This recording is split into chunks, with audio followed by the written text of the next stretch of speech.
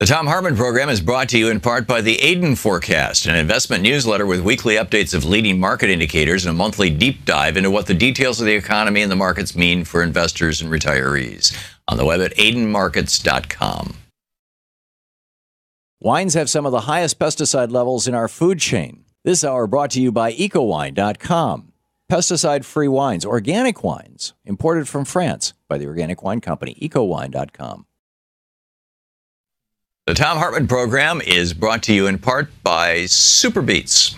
Super Beets are sourced from non-GMO beets, and they're packed with dietary nitrates, helping to produce nitric oxide for more energy, stamina, and support for healthy blood pressure levels naturally. For more information, call 800-223-8242 or visit freespeechbeets.com.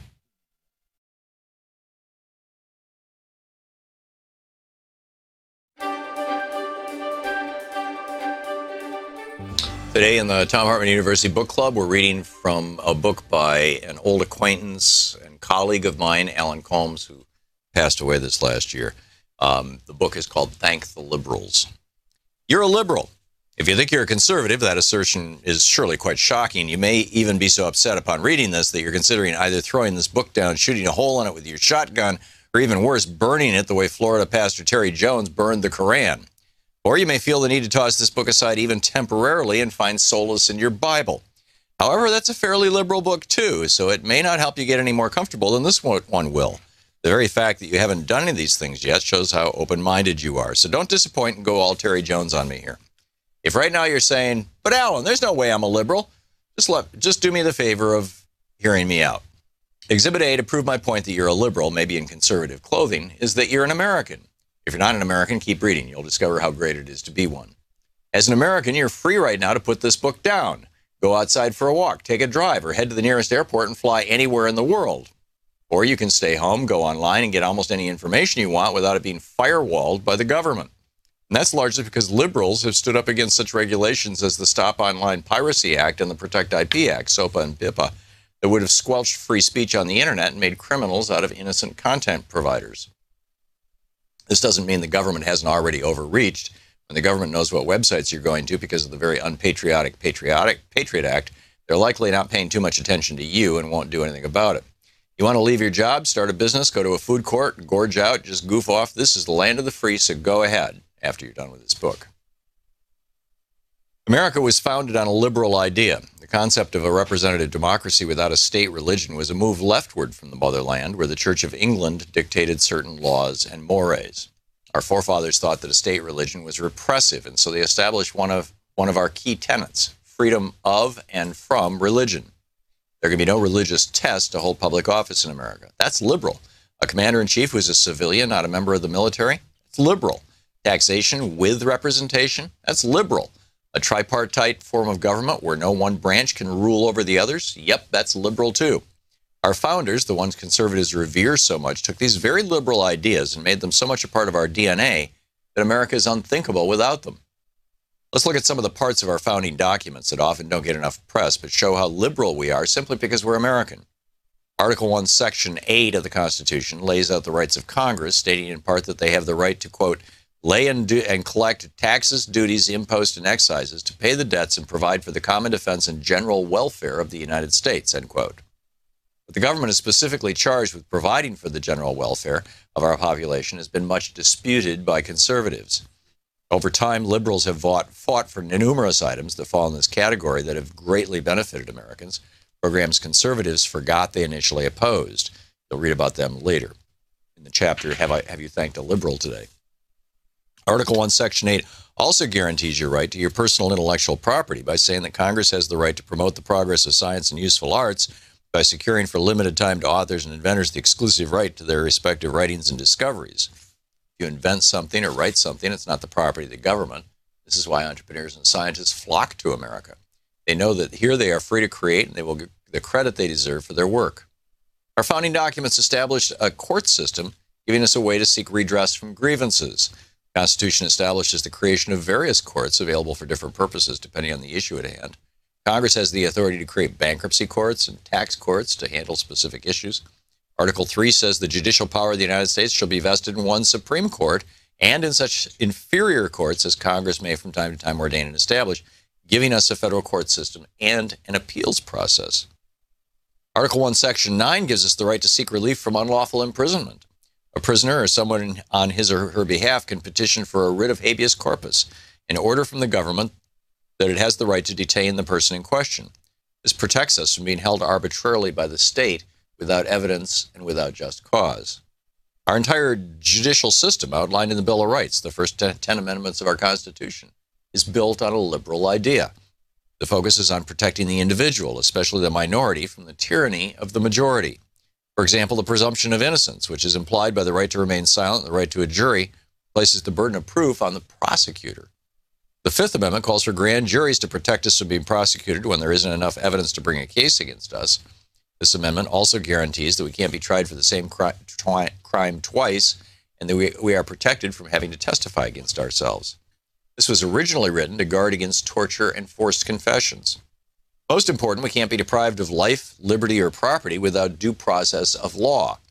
If charged with a crime, there is a process in place to guarantee us a fair trial. This includes being given adequate notice to prepare a defense against those charges. The Fifth Amendment also contains the promise that the government can't take our property away without just compensation. We probably take all this for granted, but that's probably because we've never lived in a country where a terrifying knock on the door at 3 a.m.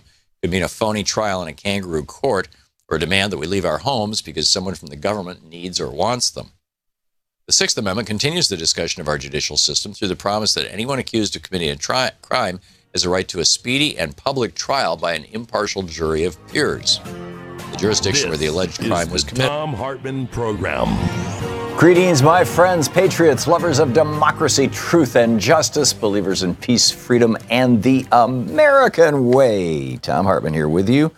It is our official Anything Goes Day. If there's something that you've been wanting to talk about that I've been saying, well, you know, we got this topic and that topic, and, you know, we'll discuss whether or not pigeons are actually robotic spies from the planet Xenu on some other day. Well, this is the day, among other things. The Republican Party is in full get-it-done mode on behalf of their billionaire owners. And it's really interesting to watch this. 20 Republicans, night before last, when the House voted, the House of Representatives, the Republicans in the House of Representatives, voted to cut $1 trillion out of Medicaid, $500 billion, $500 billion out of Medicare, and to take that $1.5 trillion and give it as tax breaks, about 80% of it to the top 1 or 2% of Americans. And this is actually, it's not just a statement of, you know, who owns them or, you know, where their loyalties lie or what they're all about. And it's not even really a statement about politics, because there is really no political argument for this. The argument that's being made for these giant tax cuts for billionaires is that somehow it's going to stimulate the economy and therefore increase the paychecks of average working Americans. Well, we know that that's a lie. You know, when George W. Bush cut taxes on the wealthiest among us, what did it do? It reduced wages. In fact, it led to a great crash. When Ronald Reagan cut taxes on the most wealthy among us, what did it do? It led to consolidation. It led to the largest crash, the Black Monday, 1987, October 1987. What was it, October or July, whatever it was. The biggest crash since the Great Depression. Well, I got two tally lights on here, Nate. That's interesting. And so where is this going? What is this doing? It's like, well, that's where it's going. So this is not just a statement, a political statement. It's not just a commentary. It's not just this is the problem kind of thing. It's really a moral statement.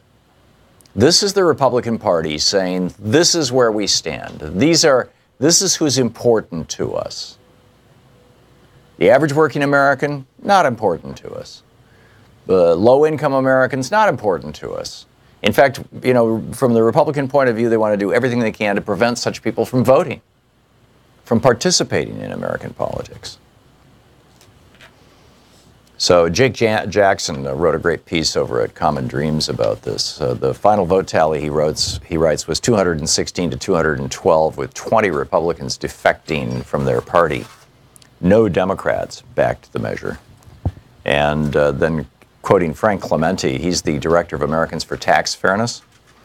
He writes, the Republicans in the House have just advanced an immoral tax plan that will have disastrous real-world consequences for many millions of Americans. Dylan Matthews from Vox notes, quote, all non-Medicare health programs would see a cut of $1.3 trillion, or nearly 30%, by 2027. Medicare would be cut to the tune of $473 billion. There would be $1 trillion over 10 years in mystery cuts to mandatory programs. Morris Pearl, the chair of Patriotic Millionaires, said the representatives who just chose the bank accounts of their donors over the health and well-being of their constituents should be ashamed. 216 members of the House just voted to hurt millions of vulnerable Americans, including many of their constituents, just to give millionaires like me a massive, unnecessary tax break, said Morris Pearl. The American people don't want a $1.5 trillion cut to Medicare and Medicaid, and they don't want a huge tax cut for the rich, but their wealthy donors do. And that's the essence of this entire thing. The Patriotic Millionaires speaking out about this at some length. In the meantime, Trump is all over taking care of his big donors and the industries from which they come. For example, he wants to put this guy in charge of NASA, Representative Bridenstine, or Stein, Bridenstine, I guess is how his name is. Put him in charge of NASA, right? NASA runs the satellites that are measuring the Earth's temperature that the Trump administration wants to reduce the number of because they're being used for scientific inquiry and research. And who is Bridenstine? He is he's a right-wing crackpot with no scientific background and doesn't believe in climate change. Senator Patty Murray of Washington State. Senator Patty Murray says Representative Bridenstine's failure to accept fundamental scientific truths about Earth's climate make him ill-suited and dangerous as a choice to lead the agency. He sponsored a bill to eliminate climate change research. He joined Jim Inhofe in the pretense that because it snowed in the wintertime, obviously climate change is a hoax. This I'm quoting from Mark Sumner over at Daily Kos today. So that's Trump's appointee for NASA, right? The agency that is gathering all the information about climate change.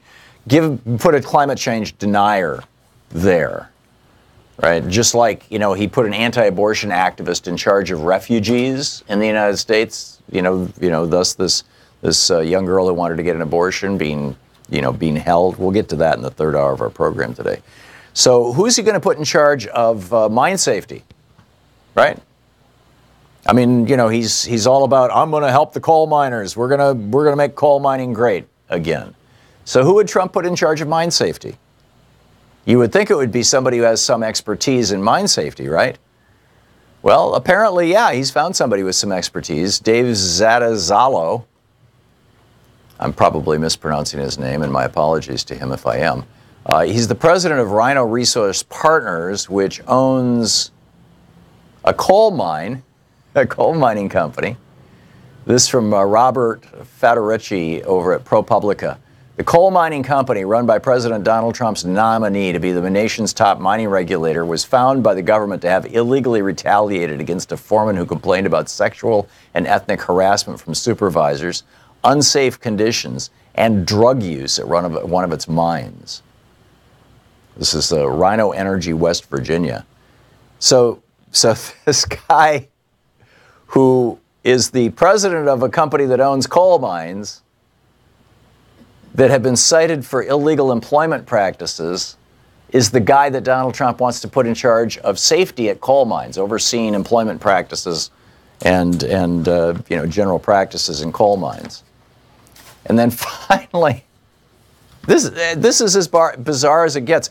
Who's he going to put in charge of pharmaceuticals? right, over at HHS. Hey, let's put somebody in charge of overseeing the nation's drugs and, regulating the prescription companies, the pharmaceutical companies.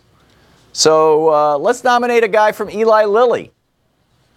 Right. Alex Azar, recent president of Eli Lilly's U.S. affiliate Lilly USA, could be nominated as Secretary of the Department of Health and Human Services. This is to replace Tom Price, who had to resign amidst a huge scandal that he was, taking millions of dollars in luxury jet flights all over the world, and he'd also been involved in a lot of insider trading while he was a member of Congress. Tom Price, the incredibly corrupt Republican congressman from Georgia. They've got to replace him now. This is the Trump administration, right? So anyhow, as I said, it's Anything Goes Day, so we'll pick up your phone calls right after this. Stick around, and I still have a huge stack of news to get through, but we also will be picking up your calls. Stick around. This is the Thom Hartmann Program. Right back with your calls after this.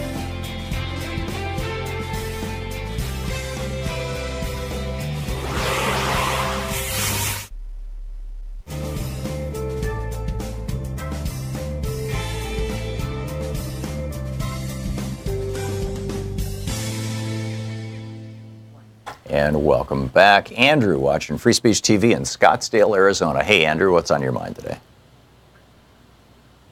Andrew? I'm going to put Andrew on hold. He's on line 7. Let's try Mike in Richmond, Illinois. Hey, Mike, can you hear me? Yes, I can hear you. How you doing, Tom? Great. Thanks for the call. What's up, Mike? My question is regarding the opioid crisis and mental health. It's pretty hard to come by for a mental evaluation if you're on Medicaid in America. It's hard to find a provider. And how does it work in countries with universal health care? How do they deal with drug addiction such as opioid and mental health? How do what countries deal with this? Countries with universal health care, like England, like the Scandinavian countries. Yeah, well, that's the dynamic balance between mental health or viewing addiction as a mental health issue or as a physical health issue, as a disease, as with the healthcare system, versus dealing with drug addiction from the point of view of the police. And what you'll find is that countries around the world that have national healthcare systems, which is every other developed country in the world except us, have that healthcare system, and at the same time they also have police systems that they're using to go after people who are selling or using illegal drugs. And so there's a spectrum. Like Portugal, for example, has made it so that all drugs are legal. They've decriminalized literally all drugs. And the result of that has been that all the drug abuse-associated diseases from HIV to Hep C are declining, addiction's declining, people are getting treated. Singapore, on the other hand, which has a national health care system, makes it a crime executable by death to possess drugs. And so, their drug addiction problem in Singapore is dealt mostly by police, prisons, and executioners, whereas in Portugal it's dealt with almost exclusively by the medical system. And then you look at other countries, like the Netherlands. They're sort of, they're more on the Portugal side, although they haven't decriminalized everything, but functionally they're letting things slide. Many of the other European countries do as well. And, there's a lot of middle places. Have I answered your question, Mike? Yeah, you answered my question. So who funds the programs in Portugal with these treatment programs? Who funds it? Well, it depends on, I'm not certain exactly how Portugal's healthcare system works. I believe it's just a straight single-payer system, but I haven't dug into it to be able to actually assert that. But in all of the single-payer and socialized medicine systems, whether it's the UK or all the other European countries with the exception of Switzerland, it's paid for out of general funds. It's paid for by the broad spectrum of taxes, from corporate taxes to personal taxes to tariffs and things. It all goes into that. In some countries, in most countries, individuals also pay in. In Canada, it's a couple $100 a month to have health insurance for your family, on top of the taxes, and that's the case in, I think, most of these countries. So it's a pretty straightforward process. Mike, thanks a lot for the call, and thanks for watching us. We'll be right back. Stick around.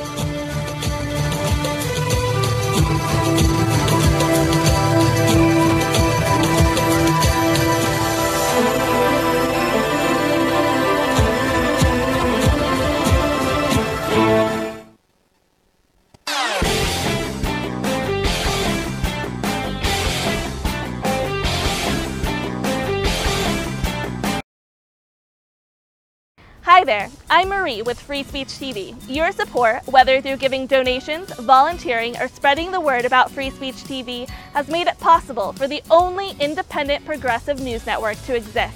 And for that, I want to say thank you.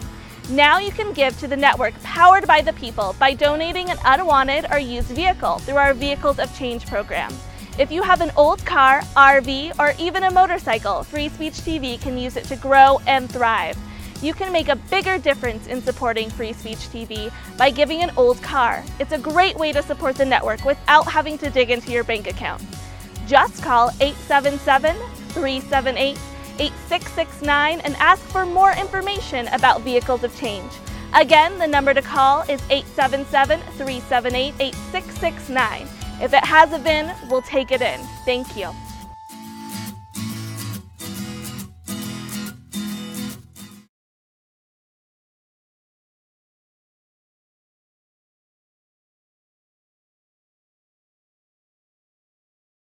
With you and Andrew in Scottsdale, Arizona. Hey, Andrew, can you hear me? I hear you, Tom. I apologize. Great. That was my phone. Oh, it's all good. You're on the air. What's up? I just want to get people in Virginia out to vote in the gubernatorial election for Ralph Northam. Okay. Yeah, Ralph is a good candidate and a good guy. And Ed Gillespie is running the sleaziest, most race baiting commercials. It's shades of Willie Horton. It's incredible. I agree totally. And I guess my real concern is that they're so close in the polls, and we generally notice that if they're neck and neck, the Democrat generally loses. That's what I hear. Right. When you got voting machines involved and you've got voter purges involved, yeah, that's the new reality, tragically.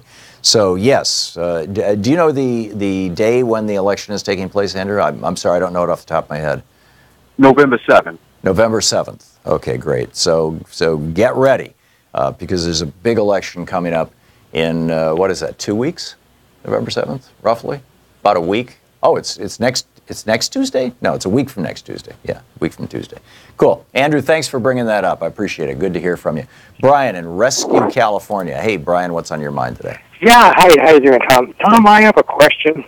I watched yesterday a procedure with Congress, and they were doing a vote to send the new tax thing to committee. Mm-hmm. And after it was finished, what the question is, after it was done, they finished that, and they went on to a 5-minute special vote with all rules, with no rule. It's something very strange like that. I've never seen this before. So if you could explain to me what that was. Was this the Votorama? Pardon? Yeah, they've got this thing and they call it the Votorama, and basically what right. it is they get something out of committee and they want to pass it, but the parliamentary rules require that there be discussion and the possibility of people submitting amendments. They already know what's going to pass and what's not, but they've got to let the Democrats submit their amendments so that they can shoot them down. They got to let the Republicans submit their vanity amendments so that they can shoot them down. And so they do this thing where they open the door or the floor, as it were. And for several hours, amendments are offered, they're shot down. They're offered, they're shot down. They're offered, they're shot down. Occasionally, one or two sticks, but I think that's what we're talking about, Brian. So yeah, that was my concern. I say, what was this? Yeah, that's probably what it was. It's kind of a, you know, it's truncating, you know, normal procedure. It's speeding the process. Yeah, I was concerned about that. The reason my concern was about that, or what are they putting through? Yeah. Well, it's almost like an assembly line. Like getting rid of, you know, we talk about they're getting rid of regulations on corporations for different things. Yeah. Is that what they're putting through, or I don't understand it. Yeah, well, it depends on what the legislation was, and okay, I have to really pay attention then to what. Yeah, that's a necessary first step. Is you know which bill is this, and then you'll find a lot of the amendments aren't even relevant to the purpose of the bill, but you know anyhow it moves forward. Oh, geez. So Brian, I got to move along, but thank you for the call. Thank you. Yeah, good to talk to you, Terry in Nashville, North Carolina. Hey, Terry, what's on your mind today? Right. Thanks, Tom. I'm calling with two things. One thing, I'm a precinct chair here in Buncombe County. Hey, good on you, Terry. Yeah, and I just wanted to let people know, because I've talked to our Board of Elections. They're really good people. And I asked them, if people have not voted, say, in the last one or two elections, should they or could they, would there be a problem with them going ahead and registering again? And they said, absolutely not. There is no problem with that. And they, in fact, you know, they don't see any problem with it. They said they would just check the addresses and make sure everything was right. And then, you know, if need be, just exchange the new registration with the old. Yeah. And the other thing I wanted to ask you about is I read in Huffington Post a few days ago that Tom Perez has... he has gotten rid of a lot of Bernie people that were in the Democratic, you know... The DNC, their party.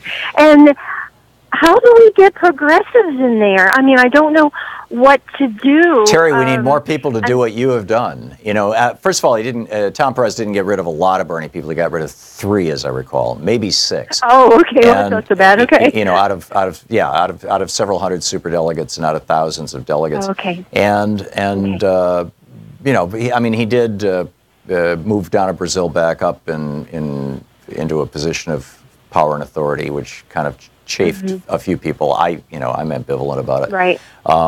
I don't see this as that big a deal, but what it is an indication that, you know, much like the Republican Party basically is being taken over by Trumpism, the Democratic Party has not yet been taken over by Democratism. You know, the ideals of Franklin Delano Roosevelt and John Kennedy and Lyndon Johnson, which should be the guiding principles of this party, have not been fully embraced by all the Democratic candidates. Now, they're embraced by many of them, but apparently not a complete majority of them, because if they were, I suspect that Tom Perez's choices would have been somewhat different. So, you know, it's just we need more people to do what you did, Terry, and that is show up and become precinct committee people and participate with their party. You're the heart and soul of the Democratic Party, Terry. Thanks so much for the call, and thanks for what you're doing. You're listening to the Thom Hartmann Program. Call 202-808-9925. We'll be back with more of your calls right after this.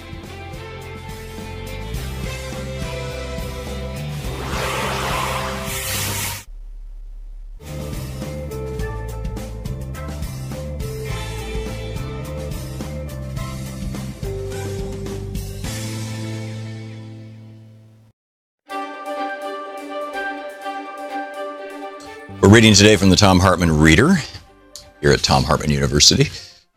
This is from page 13. The title is The Story of Carl.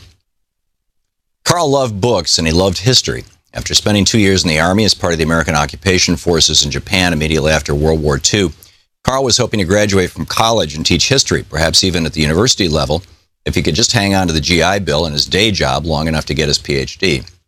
But in 1950, when he'd been married just a few months, the surprise came that forced him to drop out of college. His wife was pregnant with their first child. This was an era when husbands worked, wives tended the home, and being a good father and provider was one of the highest callings to which a man could aspire. Carl dropped out of school, kept his 9-to-5 job at a camera shop, got a second job at a metal fabricating plant, working with molten metal from 7 p.m. to 4 a.m. For much of his wife's pregnancy and his newborn son's first year, he slept 3 hours a night and caught up on the weekends. But in the process, he earned enough to get them an apartment and prepare for the costs of raising a family. Over the next 45 years, he continued to work in the steel and machine industry. In the later years, as a bookkeeper manager for a Michigan tool and die company, as 3 more sons were born. Carl knew he was doing the right thing when he took that job in the factory, and he did it enthusiastically. Because the auto industry was unionized, he found he was able to support his entire family, all 4 sons, on one paycheck. He had a fully funded health insurance program, an annual vacation, and a good pension waiting for him when he retired. Carl had become a member of the middle class. He may not have achieved his personal dream of teaching history, but he had achieved the American dream. He was self-sufficient and free. Working with molten metal can be dangerous, but the dangers were apparent, and Carl took every protection to protect himself so that he could return home safely to his family. What he didn't realize, however, was that the asbestos used at the casting operation was an insidious poison. He didn't realize that the asbestos industry had known for decades that the stuff could kill, but would continue to profitably market it for another 20 years while actively using its financial muscle to keep the general public in the dark and prevent the government from interfering. A couple of years ago, Carl tripped on the stairs and ended up in the hospital with a compression fracture of his spine.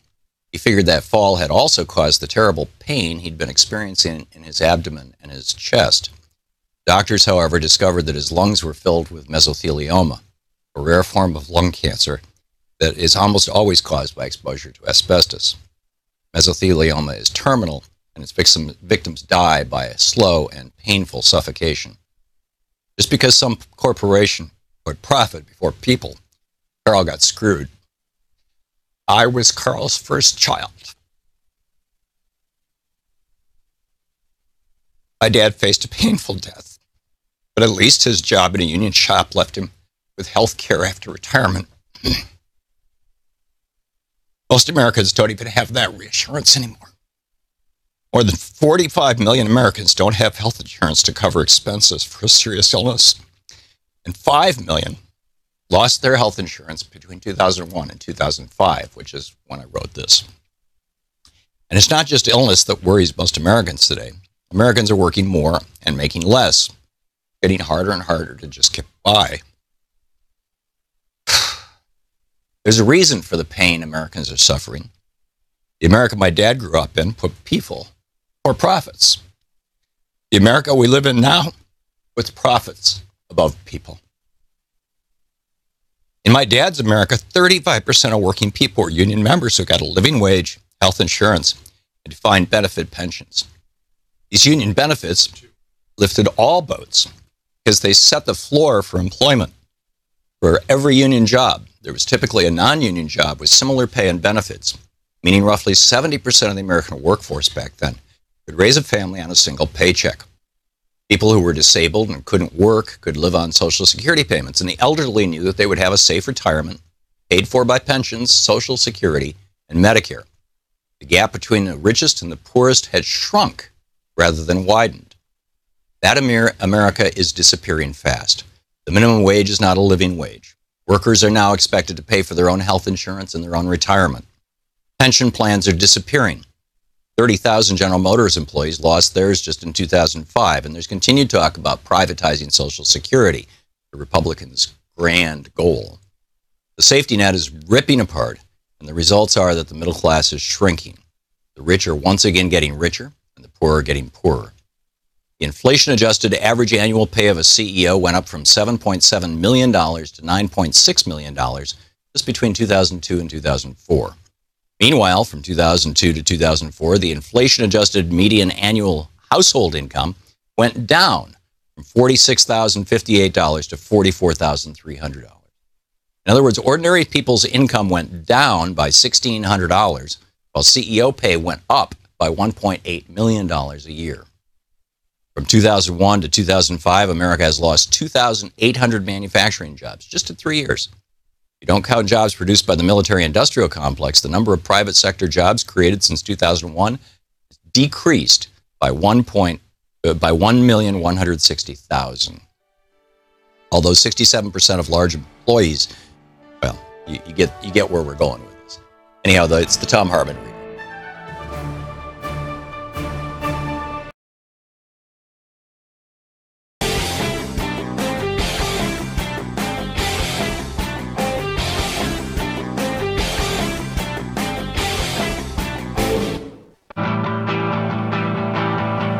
Welcome back. Thom Hartmann here with you.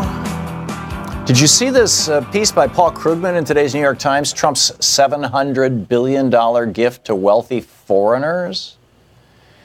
It turns out when Reagan was president and did this massive tax cut, dropped the top tax rate on very, very wealthy people from 74% down to 25%. When Reagan did that, only about 6 or 7% of our stock market was owned by foreigners, of the stocks traded on our stock market.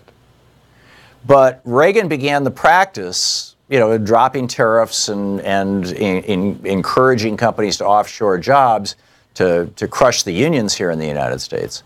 And as all those jobs poured offshore and the unions collapsed, the trade imbalance went up. We ended up with a trade deficit. We'd never had a trade deficit before Reagan. But ever since Reagan, we've had trade deficits virtually every single year. Typically $500–600 billion a year. So we're trillions of dollars in the hole. Now, how is that made up? Well, those companies say we buy $1 trillion worth of stuff from China more than we sell to them. They end up with $1 trillion sitting around, and it's U.S. dollars. What do we do with the U.S. dollars? Well, might as well put them in the U.S. stock market, right? Buy U.S. real estate, buy U.S. companies, whatever. So roughly a third now of the stock market, 35% of U.S. equities are now owned by foreigners. It was roughly around 10% when Reagan was president. So it's over 300% higher than it used to be, and which means that this tax cut that Reagan is proposing for people who make their money in the stock market is going to give $700 billion, according to Nobel Prize-winning economist Paul Krugman, $700 billion to the top 1%. That is mind-boggling. To the top 1% who are not Americans, the foreigners. Incredible. Audrey in Richton Park, Illinois. Hey, Audrey, what's on your mind? Good morning, Tom. I want to discuss how the move toward of the white supremacy movement is still working to destroy this country. I listen to the arguments where they say not all people who are Trump supporters are racist, and that's fine. But I still have to, an African-American woman, I have to look at the fact that they were willing to look past the fact that his campaign was supported by white supremacists. Right. The Ku Klux Klan actively campaigned. Right, and continues to. Hello? And continues to, Audrey. I mean, the white racists are all about Trump. They're big on Trump. And the thing is, it's to the point where they cannot, they refuse to believe any of the accusations, even ones that have been proven, the ones that have been adjudicated in court, the ones, the settlement with those who were victimized by Trump University, things of that nature. They just refuse to believe it. I'm like, okay, at some point in time, you have to realize that Donald Trump and others of his ilk have never been for the working white person, ever. In their desperate search to have a 21st century racist version of Franklin Delano Roosevelt, what they instead elected looks more like a 21st century version of John D. Rockefeller, the Ludlow Massacre. Yep. So we're about, and I'm trying to figure out, I try to be as politically active as I can. I vote every election. But people are taking their cues from this man, regarding the exercise of blatant racism again. There's this regression. That's why I do not call, people who are now ultra-conservative. No, we need to stop being nice when we discuss those who are in politics whose agenda helped make Donald Trump's presidency possible. We need to start calling them out as regressives. the very opposite of progressive. Yeah. Because they're not conservative. You know, the conservative word is defined as one who is averse to change. These people want changes, all right. Oh, yeah. They want big backwards changes. Yep. And so we have to call them out on it. When we need to master semantics and stop being afraid of pointing out the agenda of these people that is so destructive. You know, basically a bunch of people who cannot see this country past their skin color just elected someone who actually stands for those who cannot see this country past their money. Yep. And, we're about to be destroyed by both forces. Yeah, this is the amazing thing, Audrey, is that and this should be obvious to Americans, but it never somehow gets pointed out in the media. And that is that the Republican Party is so committed to the interests of the billionaire class and the transnational corporate class, and so uncommitted to the interests of average Americans, average working Americans, that they have to put together coalitions that seemingly make no sense whatsoever. For example, you get the anti-abortion folks who call themselves Right to Life. They're all in favor of life.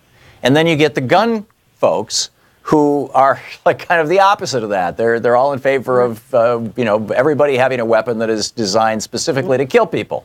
And then you get the people who are in favor of the death penalty, which and the anti-death penalty movement prior to 1973 was known all across the United States as literally the Right to Life movement. The anti-abortion people stole that name from the anti-death penalty movement. And so, when Republicans have to get these coalitions of people together who have and the so-called Christians, I mean, read Matthew 25. There's nothing Christian about these Christians, but they pull together all these weird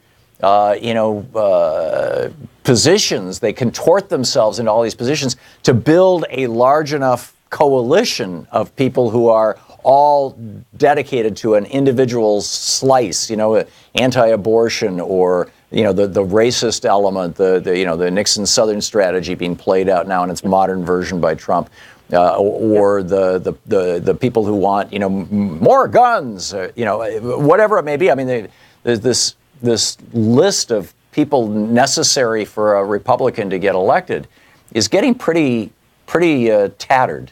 And pretty bizarre. It's getting pretty out there. So, and if you look at it, really, you can't even really call these people who call themselves pro-life. Okay, I don't think we can call them accurately pro-life. You can, I'm not too particular about abortion, but these people aren't just against abortion under any circumstance. I believe in exceptions for the life of the mother. Health of the mother, that sort of rape, incest. But these people want no exceptions, and they don't want any birth control used. So clearly they're not pro-life, Tom. If you look at the fact that they're also anti-public education, they're against minimum wage laws, they're against workers' rights. Yep. These people are pro-breeding. What they're doing, it appears, they know that they can't go back to the way they forced, particularly women of color, to breed their children into slavery and perpetuity.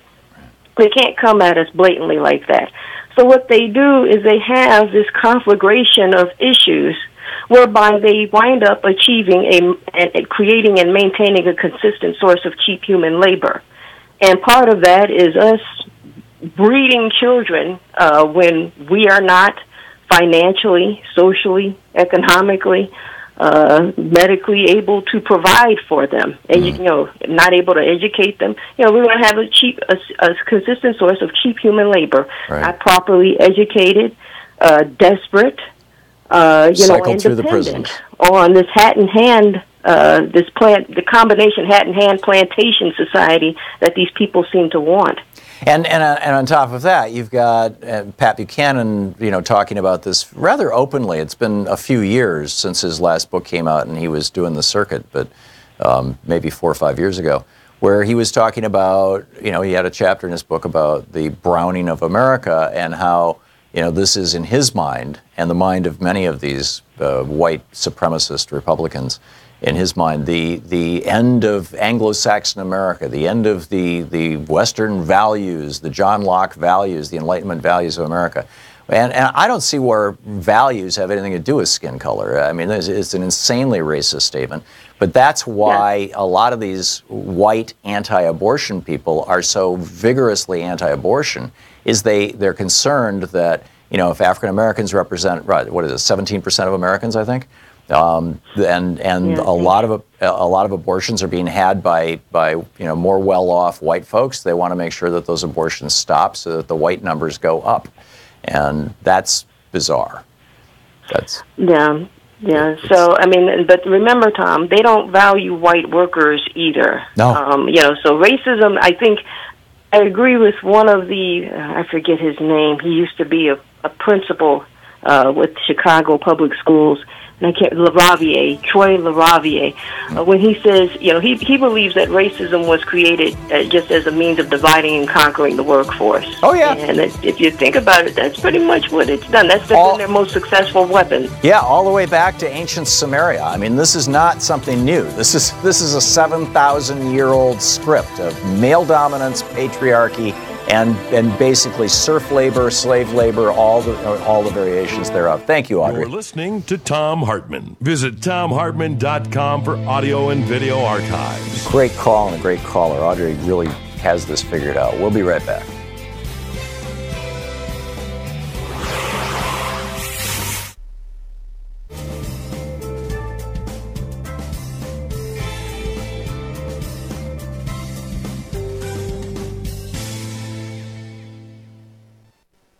And welcome back. Leonard watching Free Speech on DirecTV in South Pasadena, California. Hey, Leonard, what's on your mind today? Hey, how you doing, Tom? Good. What's up? Well, anyway, I'm talking about neoliberals. Mm-hmm. They're really wolves in sheep's clothing. They're a danger to us. I agree. They have no place in democracy. They must be purged. Taking money from the greedy is definition of enemy of the people, the 99%. You know, we just can't deal with you. Ruin the Democratic Party. You know, it's just a bunch of greedy guys too, as you know. But not the entire party. And this is a problem. I mean, back in the late '80s, as after Reagan, cut his deal with the Iranians to hold the hostages and thus beat Jimmy Carter. And I was looking toward the end of the Reagan presidency like, whoa, the Democrats are going to be out in the wilderness. Reagan was so popular, or at least that was the prevailing theory at the time, that, how are we going to take these guys on? Plus, Reagan succeeded in cutting unions, and unions are a major source of funds for the Democratic Party. And between encouraging offshoring of American jobs, particularly unionized jobs, and breaking unions themselves, the Democrats were like, what do we do? And so Al Fromm came up with this idea that, hey, we should become just like the Republicans and take money from the fat cats. It's just that let's leave the Republicans with the tobacco industry and the oil industry, and we'll take money from nice, clean, white-collar industries like banking and housing. And so that was the DLC. They rolled this thing out. We're going to be corporate friendly, too. We're going to end welfare as we know it, too. We're going to be operating in the interests of the very wealthy, too. And that way we'll get financing for our campaigns. And that worked for the Clinton campaign, and it worked for the Obama campaign, and it worked for their presidencies, you could argue. Although I would say that, having basically wiped out the Democratic Party as a consequence of these policies over the last 20 years is not a good metric of success. But I'm totally with you, Leonard. And this is what's happening is like, at 20 years on, since Al Fromm and Bill Clinton invented this whole thing back in the late 80s and just in time for the '92 election, in the what has it been 15 years since then, I think a lot of Democrats have realized that going down the neoliberal road, which really is just kind of Eisenhower republicanism, was not the best thing for the Democratic Party. It wiped out the Democratic Party. And this is the battle inside the Democratic Party right now, is who's going to run it. Is it going to be the neoliberals, the Clinton wing, or is it going to be the old-fashioned Democrats, sometimes referred to as the Bernie wing? But I'd say it's much bigger and much more extensive than that. But you've identified the problem, Leonard. What are you doing about it? Well, I go talk to people all the time. I don't mind walking up to strangers and giving them, some information.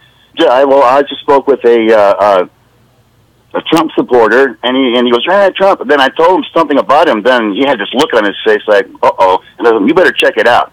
Yeah. Not just feel it. You got to think about it. Yeah.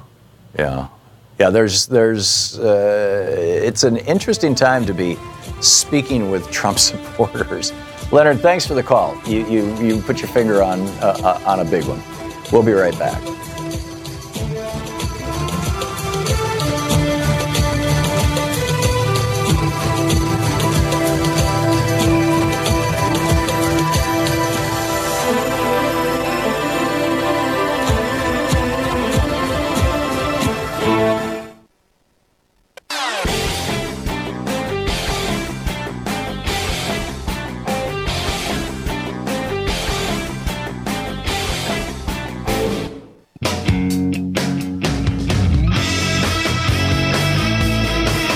Welcome back. Matthew in Smithfield, North Carolina. Hey, Matthew, what's on your mind today? Tom, it's always a pleasure to listen to your show. Just as a side note, I wanted to say #MeToo. It's not just about women. I was physically assaulted as like a 5-year-old boy. We laugh about that later on and say, I would have done this or done this. But quite frankly, it jaded the hell out of me for my adolescence. I was screwed up from that. And later on in college, I had 2 guys that were friends of mine that just pursued me during a party and look, this is violence towards us and me too from the man's point of view. What I was calling about was Medicare. I'm an insurance broker, and because North Carolina, my home state, did not expand Medicaid, I have to talk to people who make $6,000 a year who can't get health insurance and they can't participate in Obamacare. Or somebody who moved from New York and just had surgery and there's complications with it a year later, and he really doesn't have the ability to go see a doctor here without making him go bankrupt. The whole insurance business is very complicated, but when you can use a line from a movie to encapsulate it all, it makes it kind of simple. And that is Michael Corleone telling his brother, Sonny, that it's simply business, nothing else. Yeah. And so our free speech is infected by buying politicians and the corporations and their influence on our universities, on our day-to-day life through the television stations that they own and their faux entertainment journalists that go about flaunting their power and their influence on us and subject our democracy to the worst-case thing. So as far as Medicare is concerned, it's just strictly business.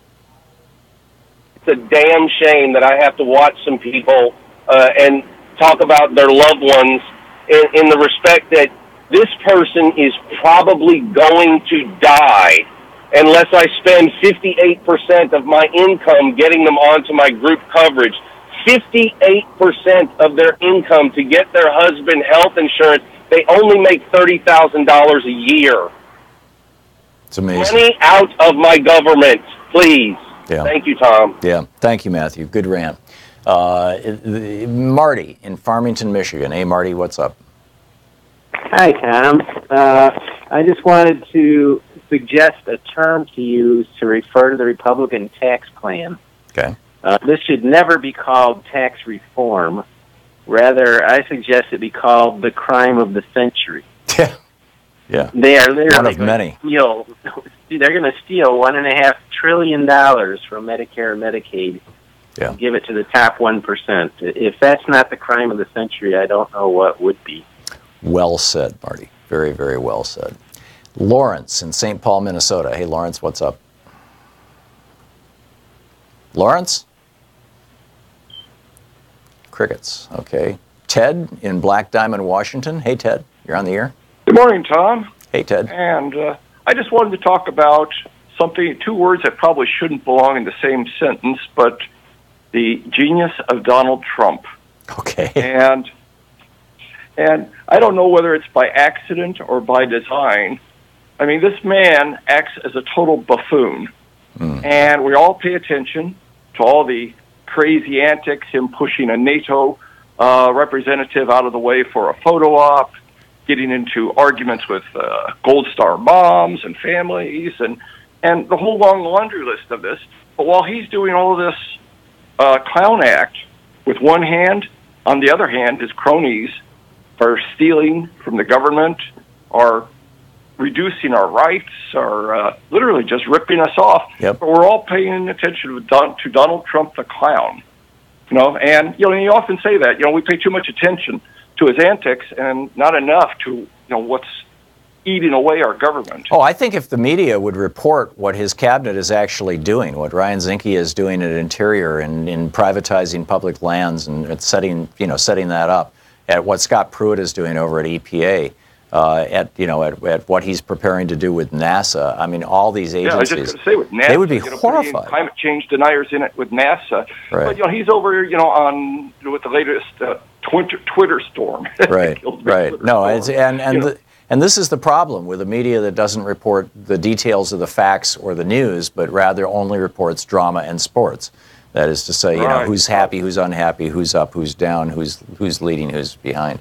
Ted, I got to move along. Yeah, and we don't realize we're that frog that's in that warm pot of water that's gradually getting hotter and hotter until it's too late. Yeah, that frog is us. Paying attention to the Donald Trump show. Yep. And not what's being done to the government. Yep. Well said, Ted. Very well said. Thank you. Howard in Brooklyn, New York. Hey, Howard, what's up? Hi, this is, I wanted to talk about the jobs that Trump is bringing back. I think basically, like, feudalism is represented by this triangle. You're a hierarchy.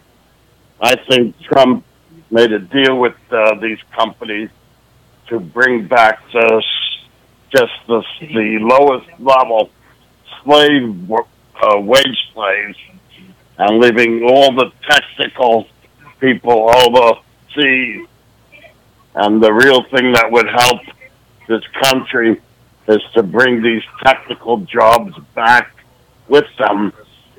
And maybe there'll be a day when there will be a need for headhunters to search around in America for high technical people, and that would create a need to educate the people to even enter the technical fields at the lowest level, like a 12-month tech school, and you could come in on the lowest level and according to your own attributes, find yourself as an electronic engineer.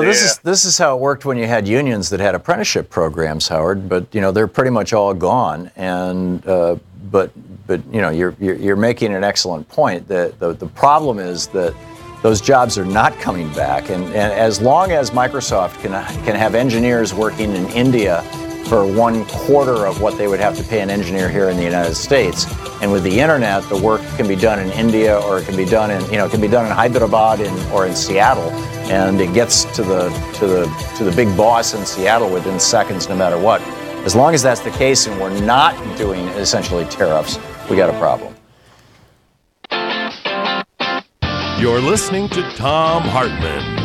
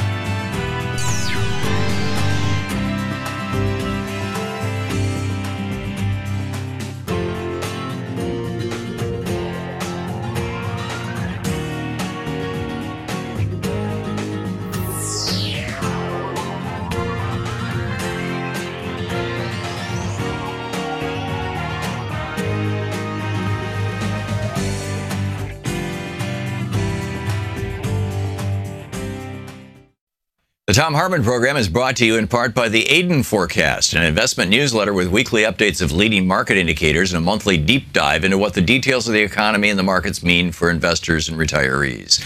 On the web at aidenmarkets.com. Wines have some of the highest pesticide levels in our food chain. This hour brought to you by ecowine.com. Pesticide-free wines, organic wines, imported from France by the organic wine company, ecowine.com. The Thom Hartmann Program is brought to you in part by Super Beets. Super Beets are sourced from non-GMO beets, and they're packed with dietary nitrates, helping to produce nitric oxide for more energy, stamina, and support for healthy blood pressure levels naturally. For more information, call 800-223-8242 or visit freespeechbeets.com.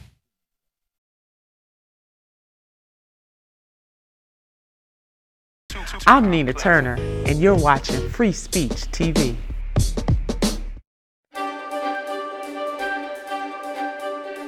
Today on the Thom Hartmann University Book Club, we're reading from Barbara Honegger's book, October Surprise.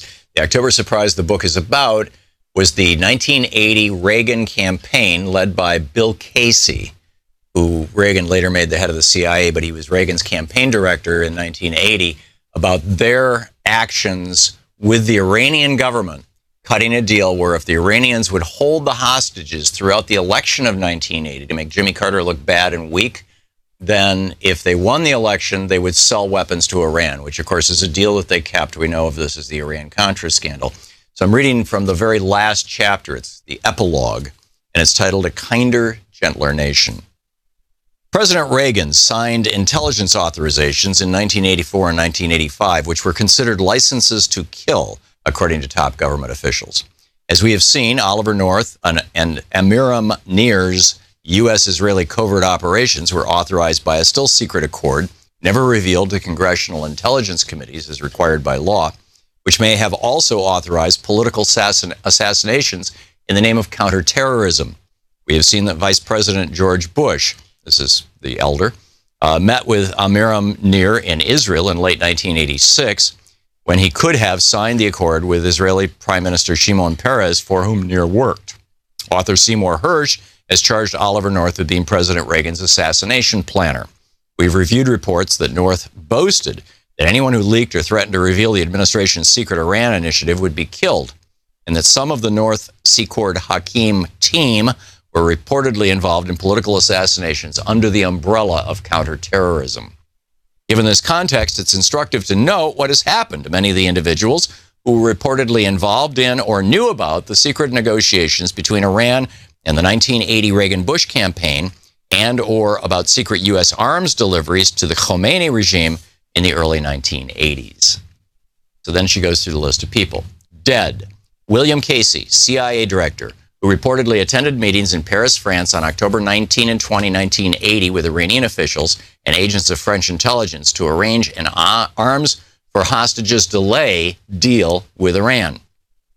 The morning of Casey's first scheduled under oath testimony before the Senate Intelligence Committee on the secret Iran initiative, he was struck by seizures in his CIA headquarters in Langley, Virginia, and underwent speech incapacitating left brain surgery shortly thereafter. Had he lived to testify, according to a lifelong friend and counsel, Milton Gould, Casey would have told, quote, the entire truth, end quote. He died on May 6, 1987. Dead: Amiram Nir died November 30th, 1988, in a plane crash in Mexico. Nir, who resigned in March of 1988, had been chief counterterrorism advisor to Israeli Prime Minister Shimon Peres. He was Oliver North's Israeli counterpart in the near-North covert operations covered by a still-secret accord reportedly signed by Peres and President Reagan, or according to some U.S. government sources, by someone at a lower level. Easily Vice President George Bush during his late 1986 meeting with Nir in Jerusalem, when Nir briefed Bush on the Iran arms initiative. Informed sources suspect sabotage of Nir's plane when Oliver North sought to introduce the secret U.S.-Israel accord as part of the defense in his trial on conspiracy charges. The Reagan-Bush administration refused to produce the document, and the conspiracy charge was dropped. Nir died 2 months before the start of Oliver North's trial. The truth of the final entry in Michael Ledine's book, Perilous Statecraft, may have something to do with his timely death. Quote, insofar as anyone may have had something dramatically new to add to our knowledge of Iran-Contra, it is likely to be Amiram Nir. Dead, Cyrus Hashemi died in London on July 21st, 1986, 2 days after being diagnosed as having a rare, virulent form of fast-acting cancer. Died 2 days after his diagnosis. According to Iranian-American arms dealer Hoshaglavi, with whom he worked on a major Iran arms-related sting operation in the 1985 and early 86, Hashemi was assassinated by U.S. government agents. According to self-proclaimed CIA pilot Richard Brennicky, Hashemi had been a participant in the October 20, 1980 Paris meeting with 1980 Reagan-Bush campaign manager Bill Casey, Iran arms dealer Houshang Lavi, Iranian officials, and agents of French intelligence to work out the original arms for hostage delay deal with Iran. Before his death, Hashemi was reported to have said that his 1981-82 U.S. arms sales to Iran had been necessary to obtain the release of the 52 U.S. hostages, released moments after Reagan's inauguration in 1981, and had been approved by the CIA, which Casey headed. Hashemi was also the instigator of the arms for hostages proposal, which resulted in the August 1985 TOW missile shipment to Iran. Dead, the Ayatollah Mohammad Beheshti, who reportedly sent a personal representative, according to one source, Jalal al-Din Farsi, to the pre-election Paris meeting of October 19, 1980, with 1980 Reagan-Bush campaign manager Bill Casey, and according to some reports, also with George Herbert Walker Bush. Shetty died in a bomb explosion at Islamic Republican Party headquarters in Iran on June 28, 1981. Dead, William Buckley, CIA station chief in Beirut. And it continues. It's October Surprise by Barbara Honegger.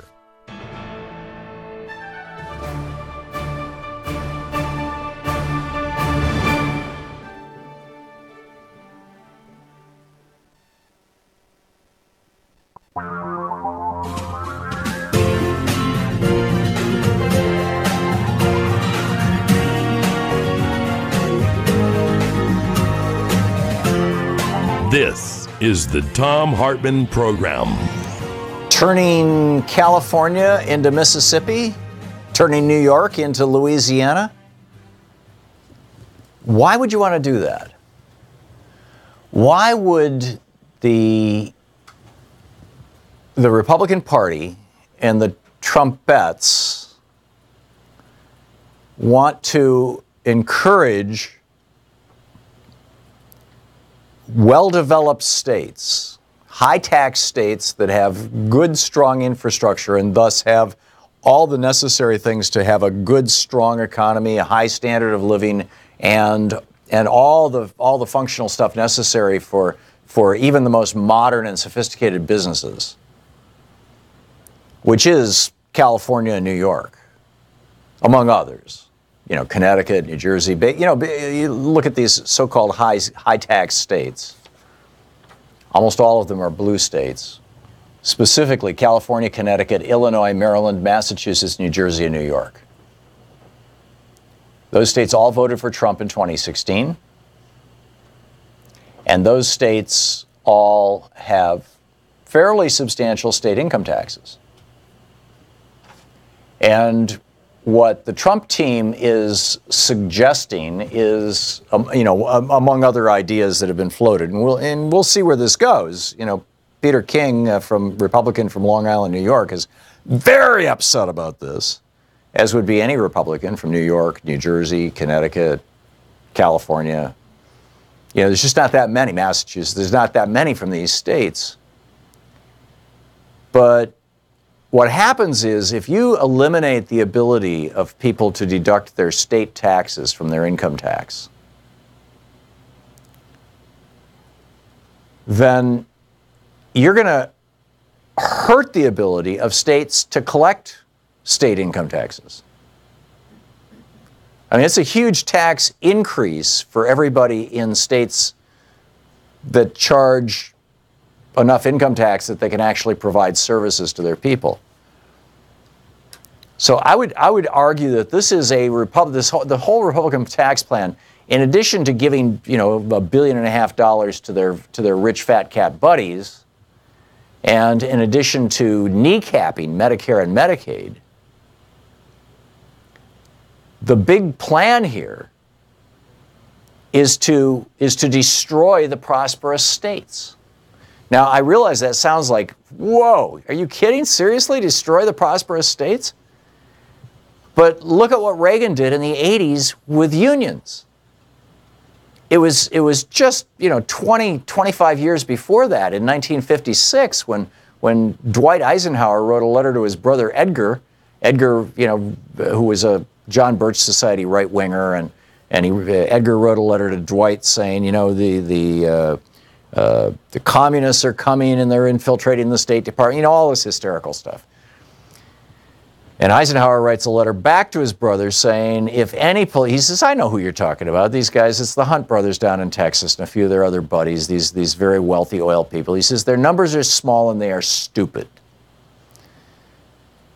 Dwight Eisenhower said, should any political party try to do away with organized labor, you would not see that political party again in the future, or try to do away with Social Security. Well, that's exactly what the Republican Party is doing.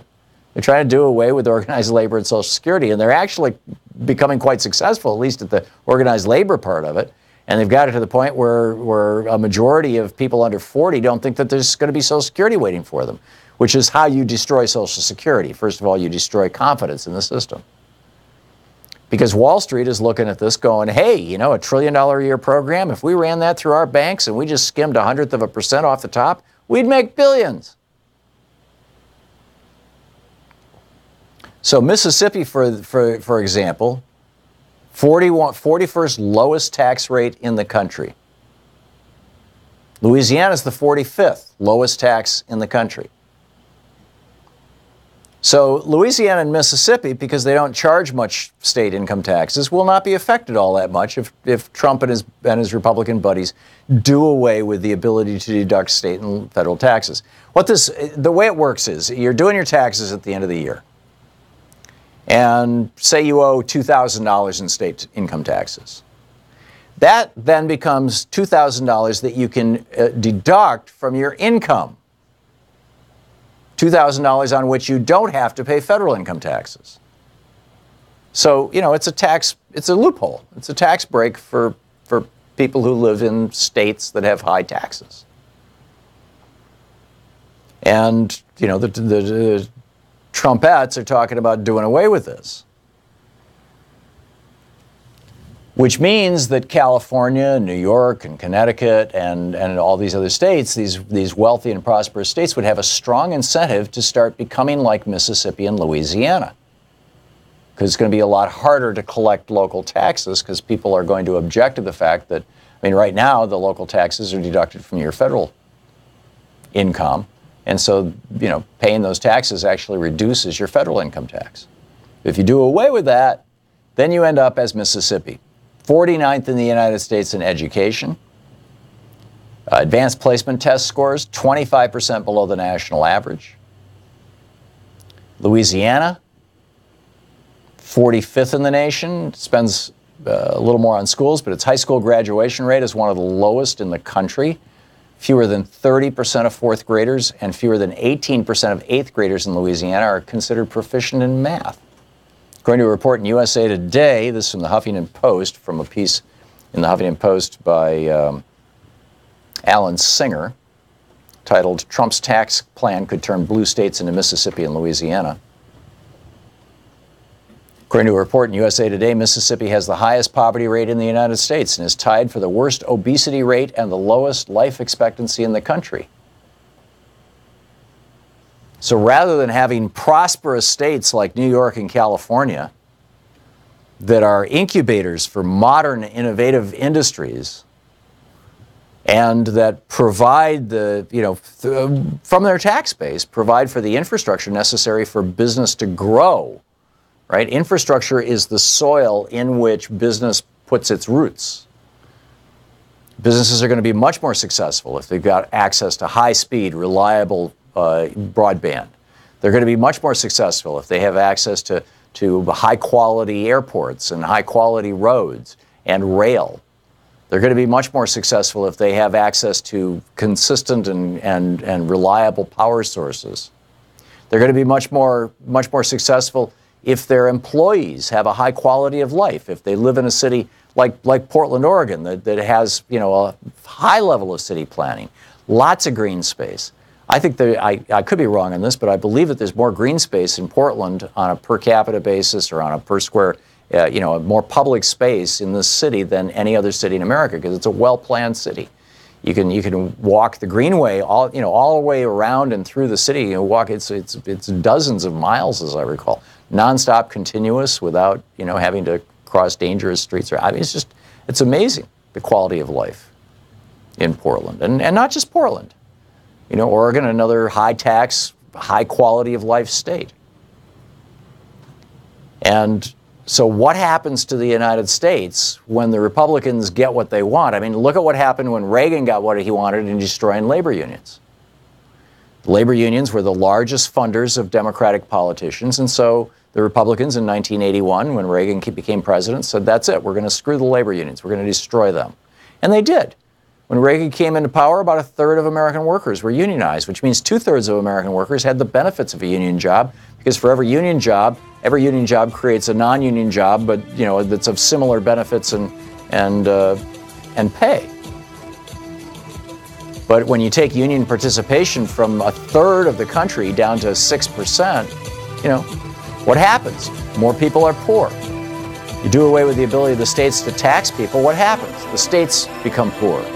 This is the impoverishment of America, just so the rich people can get a tax break. This is the Thom Hartmann Program. And there's not only something fundamentally wrong with that from a practical point of view, but from a moral point of view, it's also a crime against America.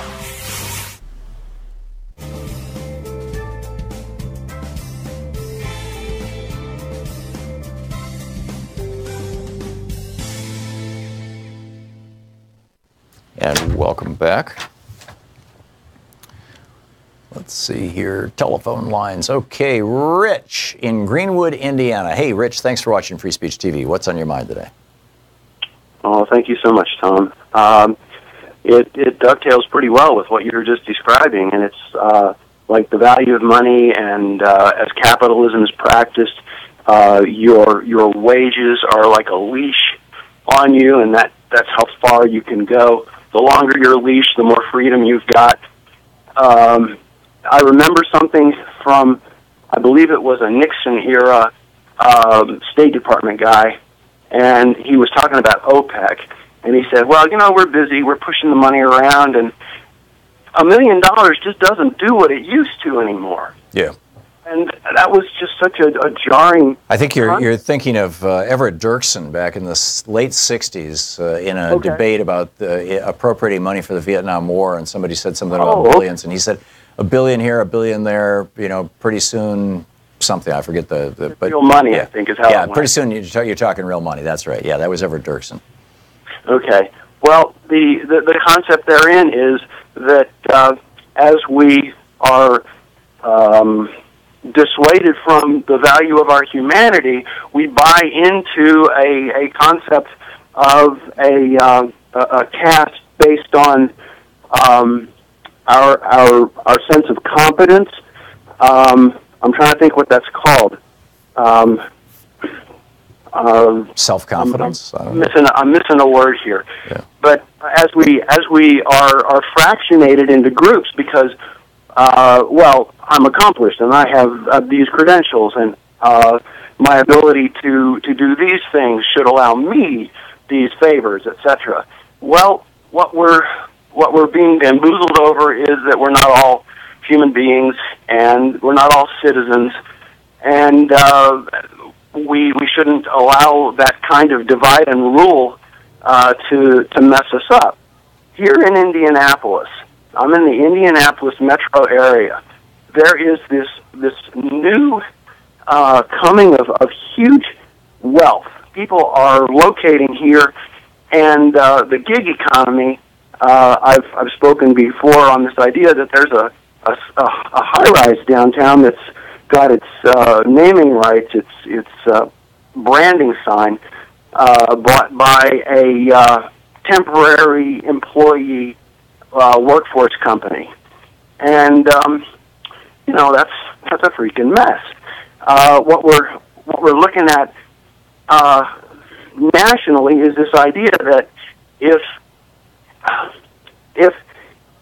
you can be broken apart as your connection to other citizens, and you feel yourself better than and can be bamboozled into that conversation where the others need to be discredited and guarded against, then all of a sudden you're a tool, and you're a willing idiot to take on the dogma and the lies. And you, what I'm asserting is that this is how the people in this state got taken by Trump. Yeah, and taken by Pence before that. Exactly. Yeah. I'm with you, Rich. And this is the problem, is that, again, because the media basically only talks about sports, who's winning, who's losing, or about drama, who's upset, who's on the inside, who's on the outside. Most Americans don't even know what the actual issues are. Rich, thanks for the call. Well said.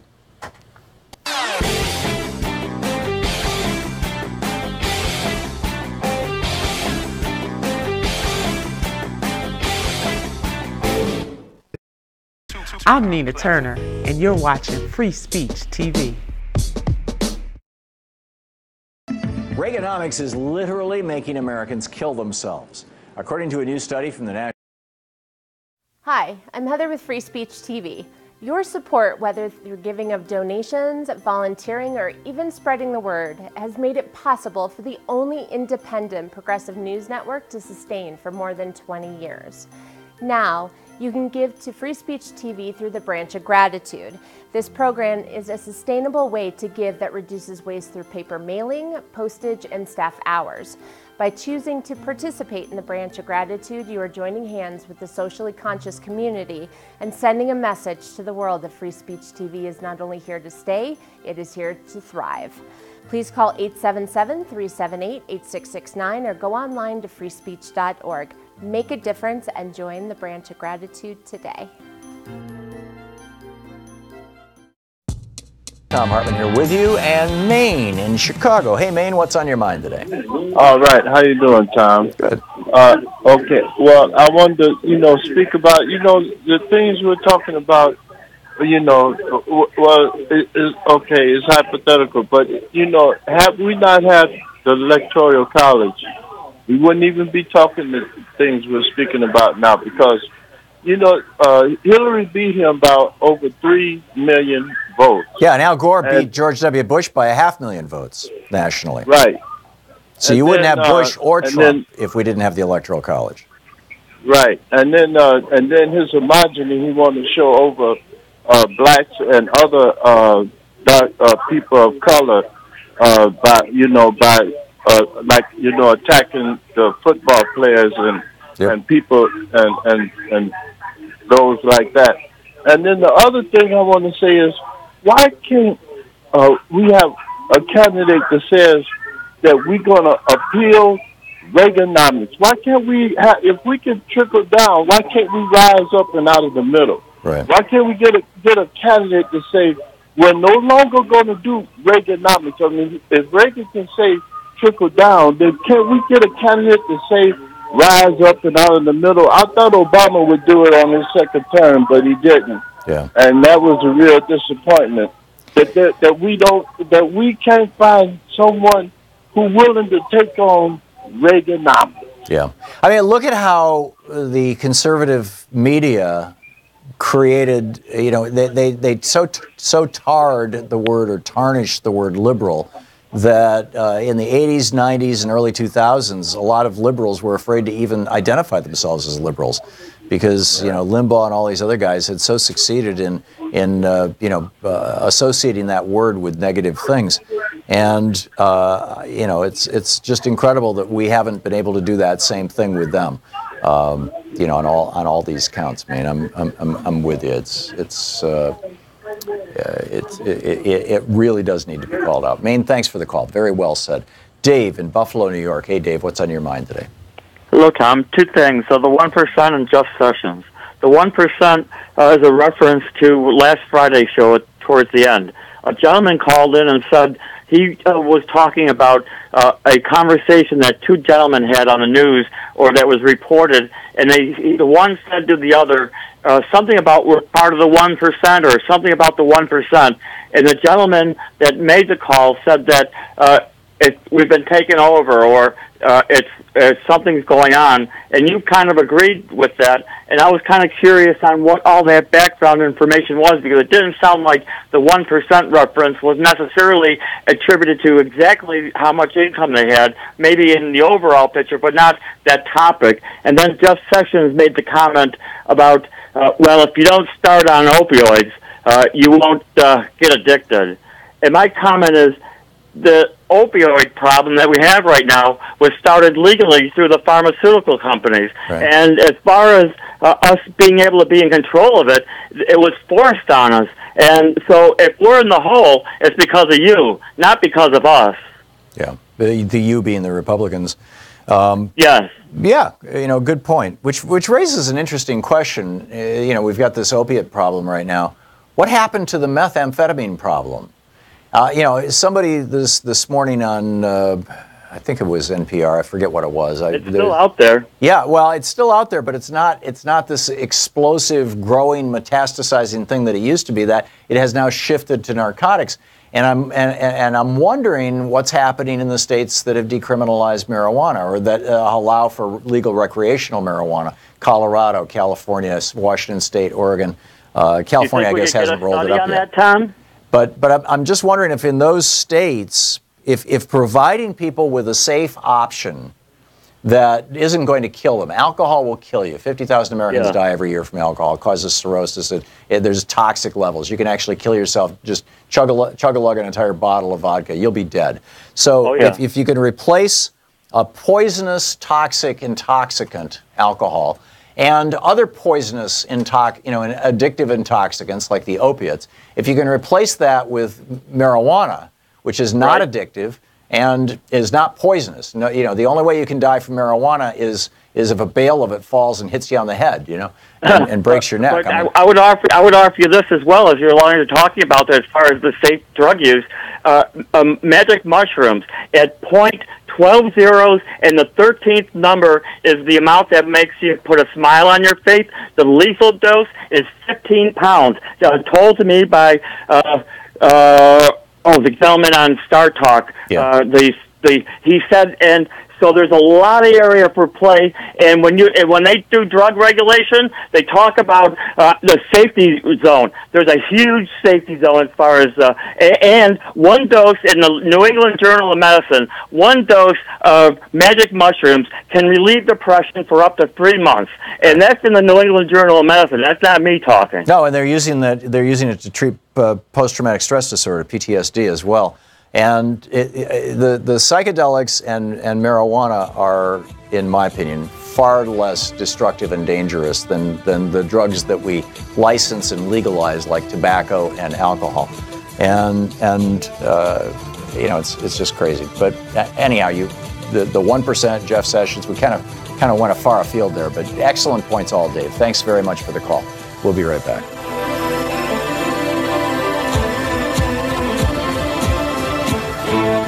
You're listening to the Thom Hartmann Program. Call 202-808-9925. Back with more of your calls, and we're going to check in with Talk Media News in about 20 minutes, right after this.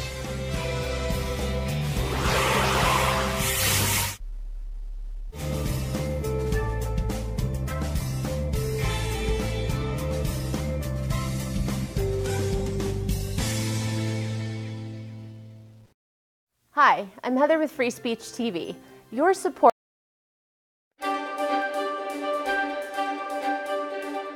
Today on the Thom Hartmann Book Club with Thom Hartmann University, we're reading from what is apparently Donald Trump's second favorite book. His number one, according to his first wife, as I recall, was the collected speeches of Adolf Hitler, which was on his bed on his bedstand next to his bed for years. But when he was asked by reporters his favorite book, he said P.T. Barnum's The Art of Money Getting, or Golden Rules for Making Money. So I thought, hey, let's check this out. This is from the introduction. Those who really desire to attain an independence but have only to set their minds upon it and adopt the proper means as they do in regard to any other object which they wish to accomplish, and the thing is easily done. But however easy it may be found to make money, I have no doubt many of my hearers will agree it is the most difficult thing in the world to keep it. The road to wealth is, as Dr. Ben Franklin truly says, as plain as the road to the mill. It consists simply in expending less than we earn. That seems to be a very simple problem.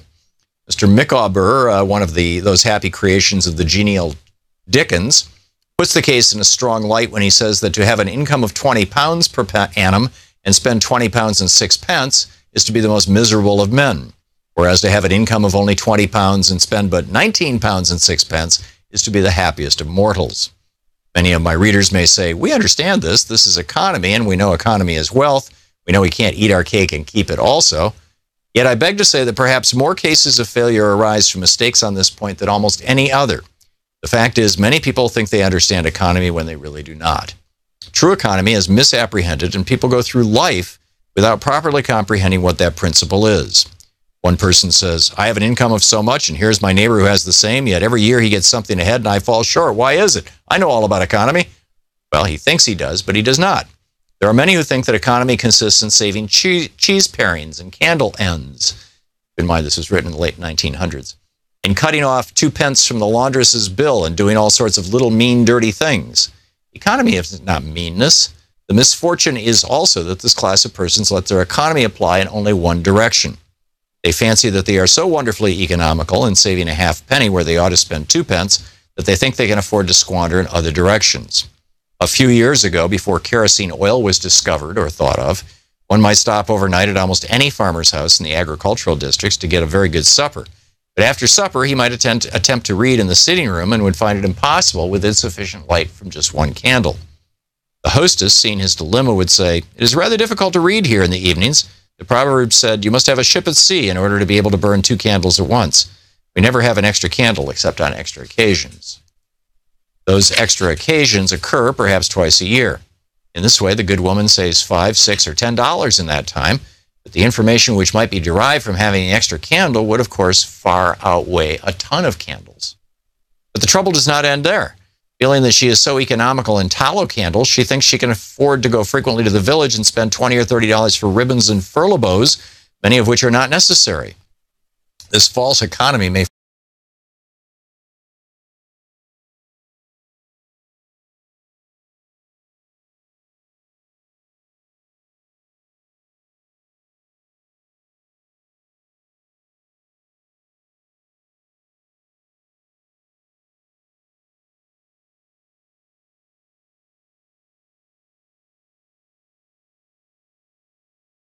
Hi, I'm Heather with Free Speech TV. Your support, whether through giving of donations, volunteering, or even spreading the word, has made it possible for the only independent progressive news network to sustain for more than 20 years. Now, you can give to Free Speech TV through the Branch of Gratitude. This program is a sustainable way to give that reduces waste through paper mailing, postage, and staff hours. By choosing to participate in the Branch of Gratitude, you are joining hands with the socially conscious community and sending a message to the world that Free Speech TV is not only here to stay, it is here to thrive. Please call 877-378-8669 or go online to freespeech.org. Make a difference and join the Branch of Gratitude today.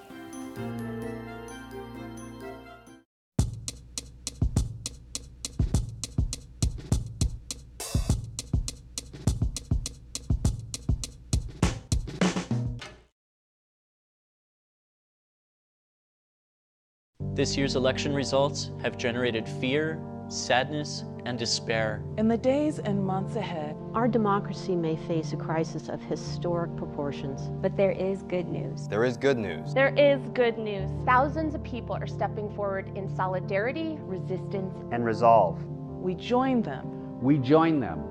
We join them in standing with the most vulnerable communities among us. Those most likely to be targeted by new restrictions and policies. We will tell their stories here. Here. Here on Free Speech TV. We will lift their voices here. Here on Free Speech TV. In the difficult times ahead, know that we will be with you 24 hours a day. Every day. You are not alone. You are not alone. You are not alone. There are millions of us. Raising our voices and hearts together as one. We've got your back. We got your back. Free Speech TV's got your back. The revolution is in progress.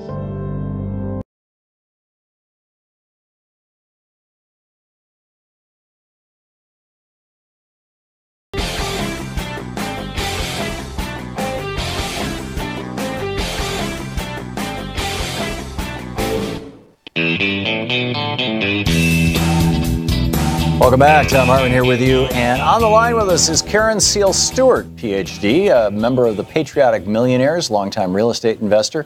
PatrioticMillionaires.org is the website. The Twitter handle is Patriotic Mills. And Karen, welcome to the program. Thank you, Tom. I'm really very appreciative of this opportunity to be heard and to have my thoughts on air. So I appreciate so much well, thank you. Representing the patriotic millionaires who neither need nor want the tax cuts that are being proposed in Congress right now. So Dr. Stewart, tell us why, as a person of wealth, would you oppose Donald Trump's effort to make you wealthier? First of all, we can't have a functioning society if we don't support the government. We say we want air traffic control, national parks, infrastructure, police, firefighters, disaster relief, etc.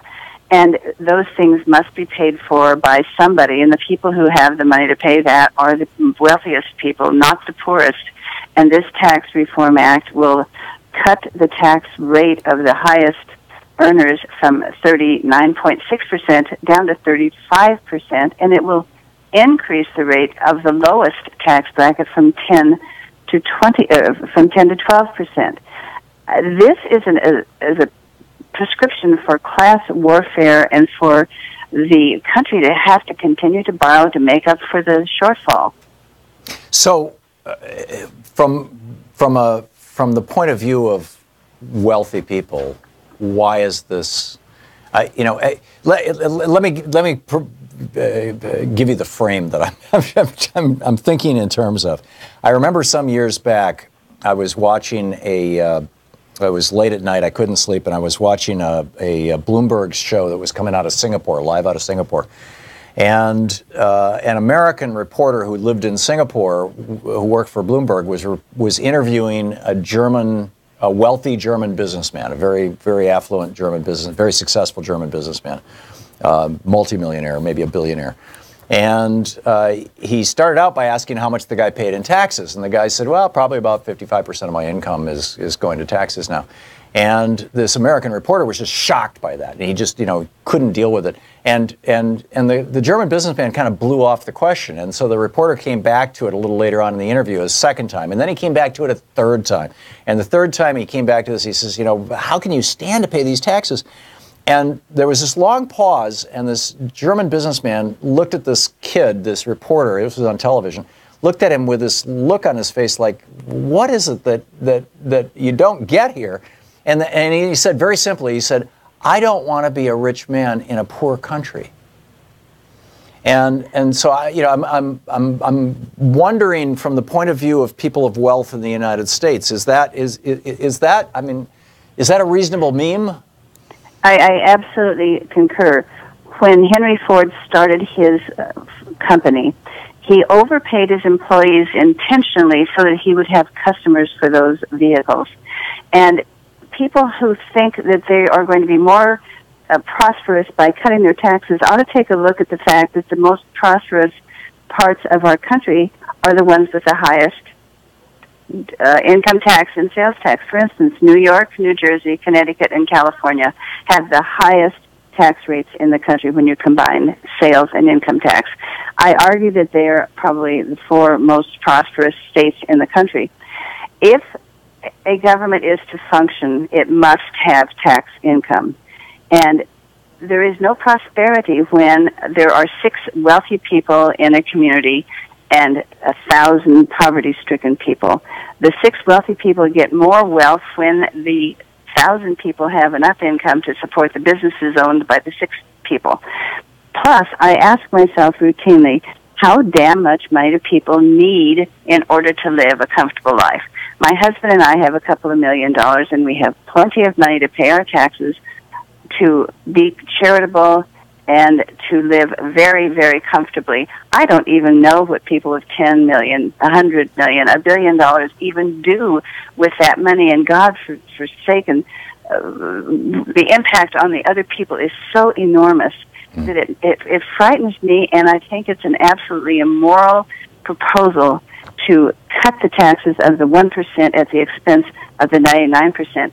Not only that, we have to borrow the money to make up the difference, and I have read that China at this moment has over $1 trillion of our debt. Right. And that's a very scary thing in this kind of economic and political environment. Yeah. Yeah, we find ourselves in this bizarre situation, in part because Ronald Reagan came into office at a time when the national debt was only about $800 billion, less than $1 trillion, and said, I'm going to grow the economy by cutting taxes on rich people, and ended up tripling the national debt. And then Bush Jr. did the same thing and doubled the national debt. I mean, it's... Exactly, and the huge explosion in the national debt since the turn of the century, the biggest part of that increase, it came from the tax cuts implemented during George W. Bush's time. The second biggest reason is that we entered an unnecessary, unprovoked, and immoral war by invading Iraq. And we never asked for a penny of extra tax to pay for that, and it has run in the trillions already, and here we are 17 years later continuing to fight a war that Osama bin Laden's dead. I mean, what are we doing? Yeah. And we need so desperately to improve. Our infrastructure is crumbling, and to strip Medicaid money. Many Americans do not understand that if their parent, or their elderly parent or grandparent, runs out of money, that Medicaid can pick up the balance and help them in a nursing home.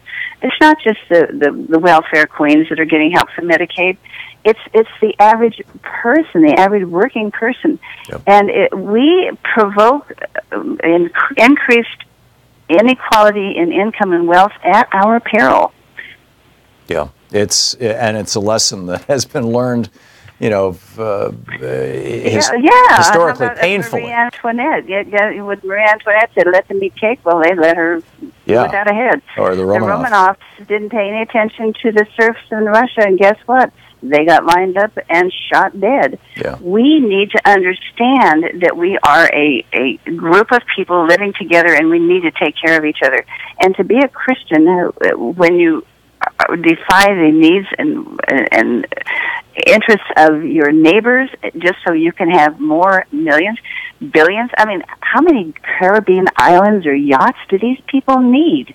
Yeah. We need social order, and we need compassion, and they do not need more money. It is really scary to me that this is progressing as fast as it is. And I swear, if it passes, I just don't know what's going to happen here. It seems to me, we're talking with Karen Seal Stewart, Dr. Karen Seal Stewart, a member of the Patriotic Millionaires.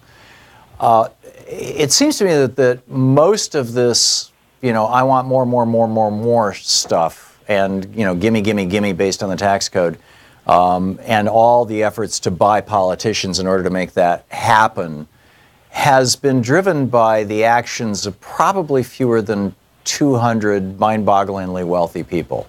And maybe even maybe even a smaller number than that. But I think the last Koch network meeting was around 200 people. So it's just a couple of hundred people who are driving this process.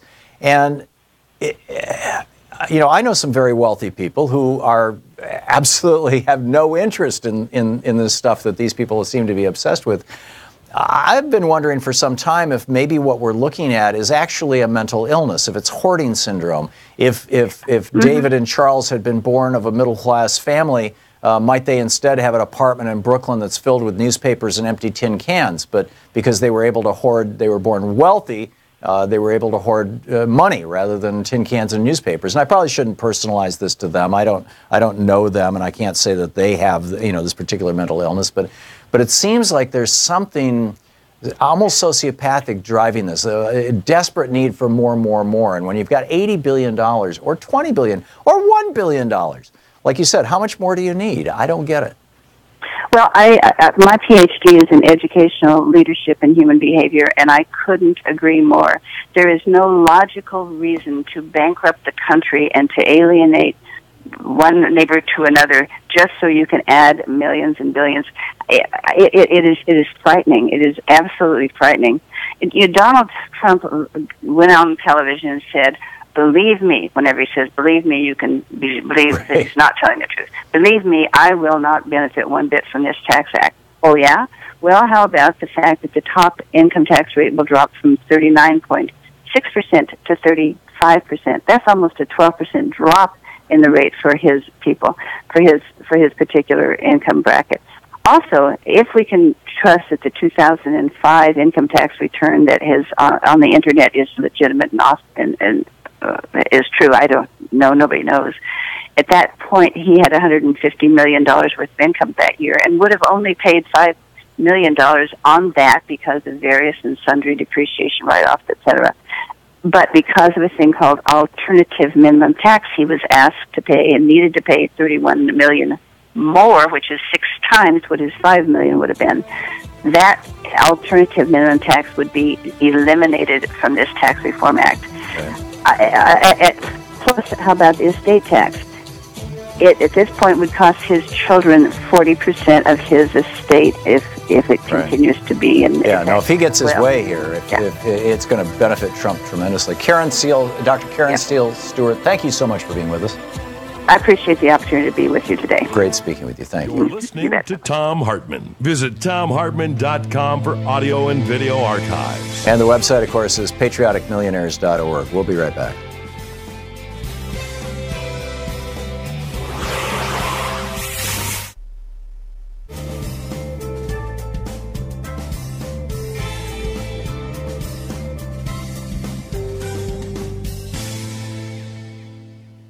And welcome back. David in Rifle, Colorado. Hey, David, thanks for watching Free Speech TV. What's on your mind today? Good morning, Tom. I was just thinking how refreshing it is to hear someone like Karen Steele Stewart talk.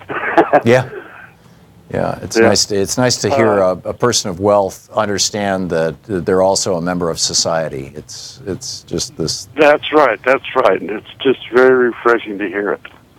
But the reason I called was a friend of mine who thinks I need re-educated pointed me to a book called A Convenient Lie by Bradley J. Crandall. Okay. And I have been unable to find any information about Bradley J. Crandall. I found a lot of names like that, but none of them claim credit for this book. So I was just wondering if you were familiar with it. I know nothing about it. And the only Crandall I've ever known or done business with was Bob Crandall, the guy who was the CEO of American Airlines back in the 80s. So that's as far as I can do, David. Sorry. Yeah. You don't know, there aren't any sites where you can just search authors? Well, you go to a good search engine like DuckDuckGo.com or Google and put in the word author and put in the name, in quotes. And what's in quotes, it'll only search on that when it shows up that way. So you'd put the first, middle, and last name of the author and in quotation marks and then put the word author and it would search authors.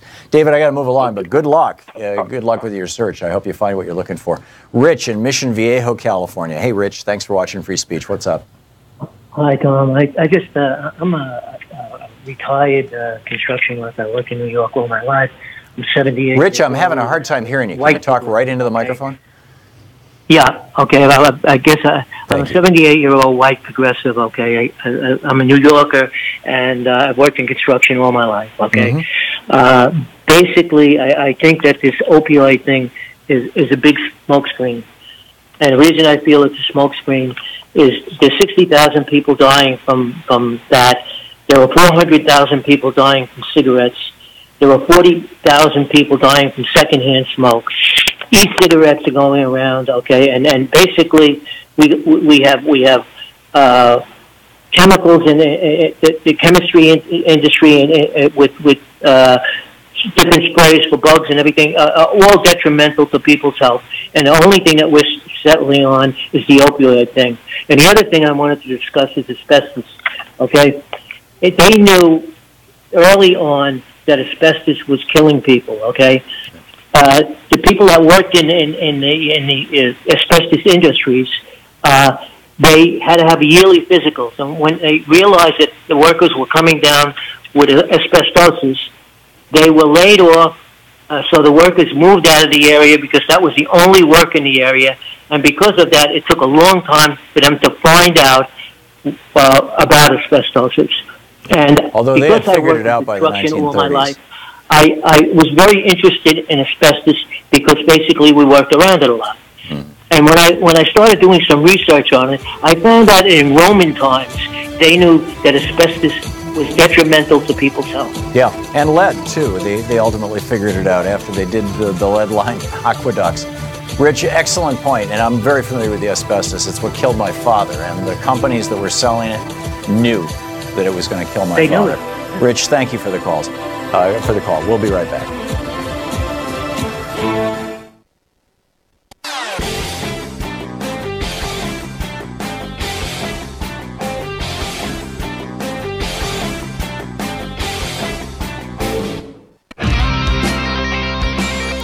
Welcome back.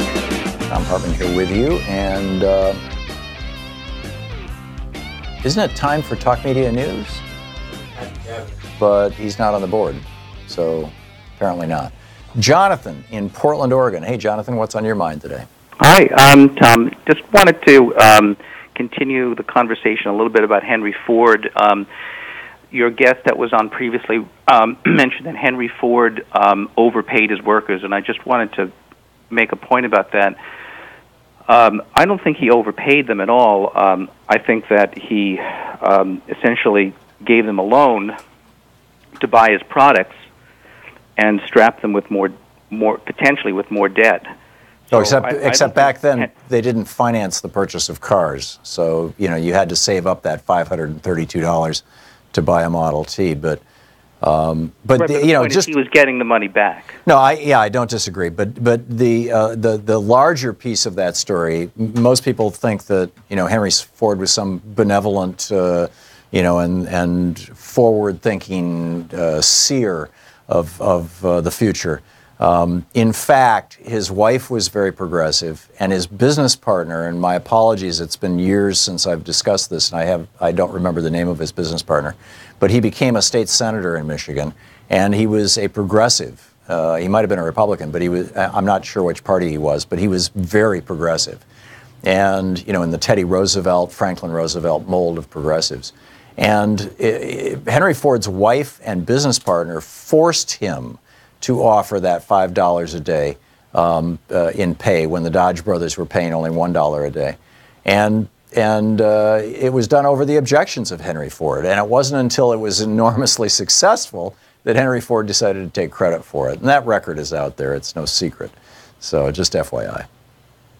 Yeah, I mean, that's fine. I mean, when I hear the name Henry Ford, I mean, I think of someone that shot his workers and, blamed the plight of the unemployment of his workers. Oh, and he was a screaming racist and an anti-Semite, and he published an anti-Semitic and racist newspaper in Dearborn, Michigan.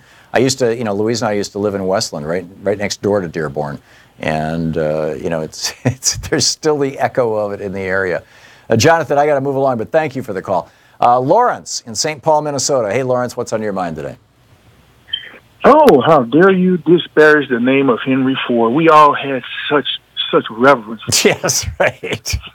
No, if you grew up in the Midwest, you knew who Henry Ford was. So what's up, Lawrence? Yeah, and I got the same feeling, but I promise not to sing the national anthem here on your show today. Thank you. But I do want to talk about... Thank you, Lawrence. Yeah, that shows you I listen to your show quite often. But I want to talk about what Andrea said first, and I just want to dovetail on that.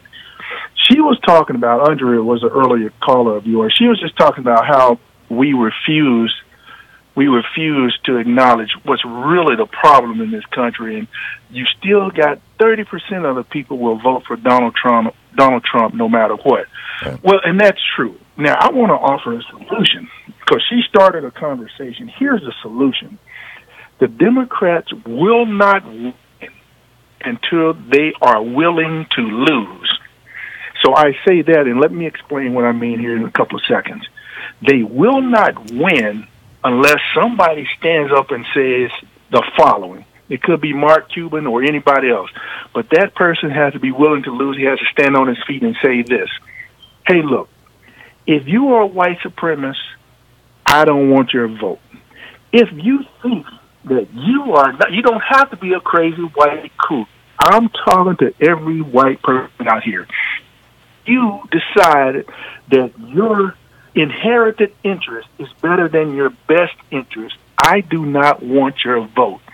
I am looking for new people that will be inclusive, not exclusive. If you think you want to exclude yourself, I do not want your vote. And with that, yeah, it's a possibility that he may lose a lot of white votes. But we will have to be willing to lose to win.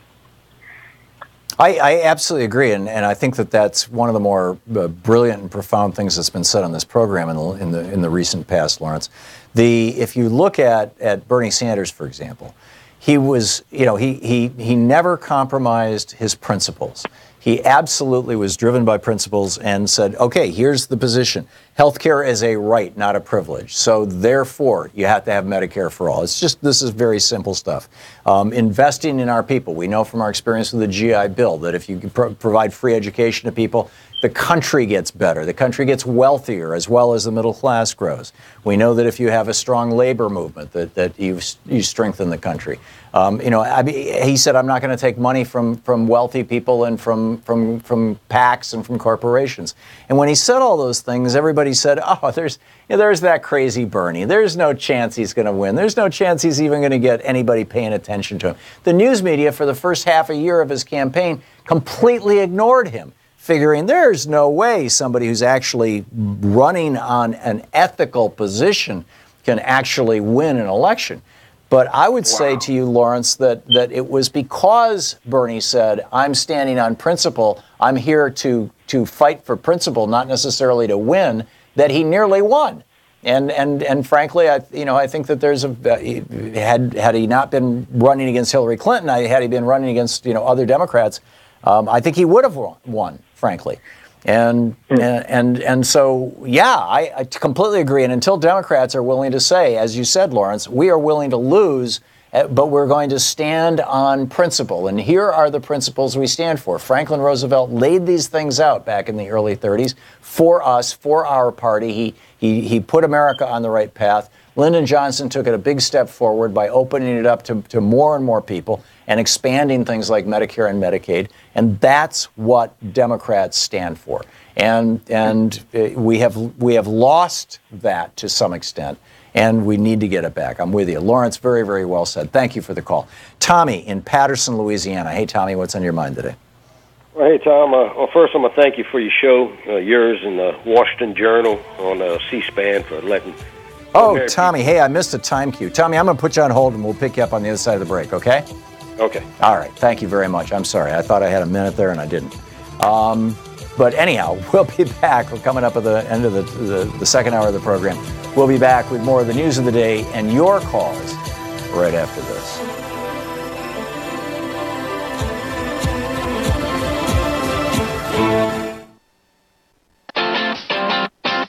You're listening to Thom Hartmann.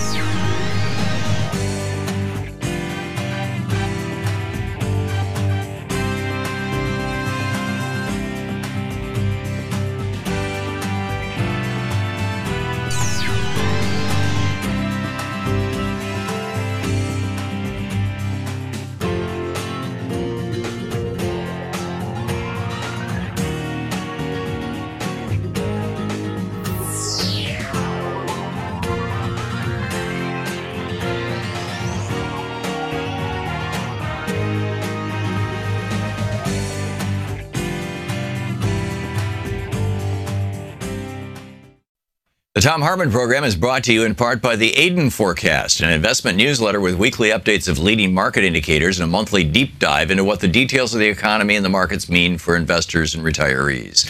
On the web at aidenmarkets.com. Wines have some of the highest pesticide levels in our food chain. This hour brought to you by ecowine.com. Pesticide-free wines, organic wines, imported from France by the organic wine company, ecowine.com. The Thom Hartmann Program is brought to you in part by Super Beets. Super Beets are sourced from non-GMO beets, and they're packed with dietary nitrates, helping to produce nitric oxide for more energy, stamina, and support for healthy blood pressure levels naturally. For more information, call 800-223-8242 or visit freespeechbeets.com.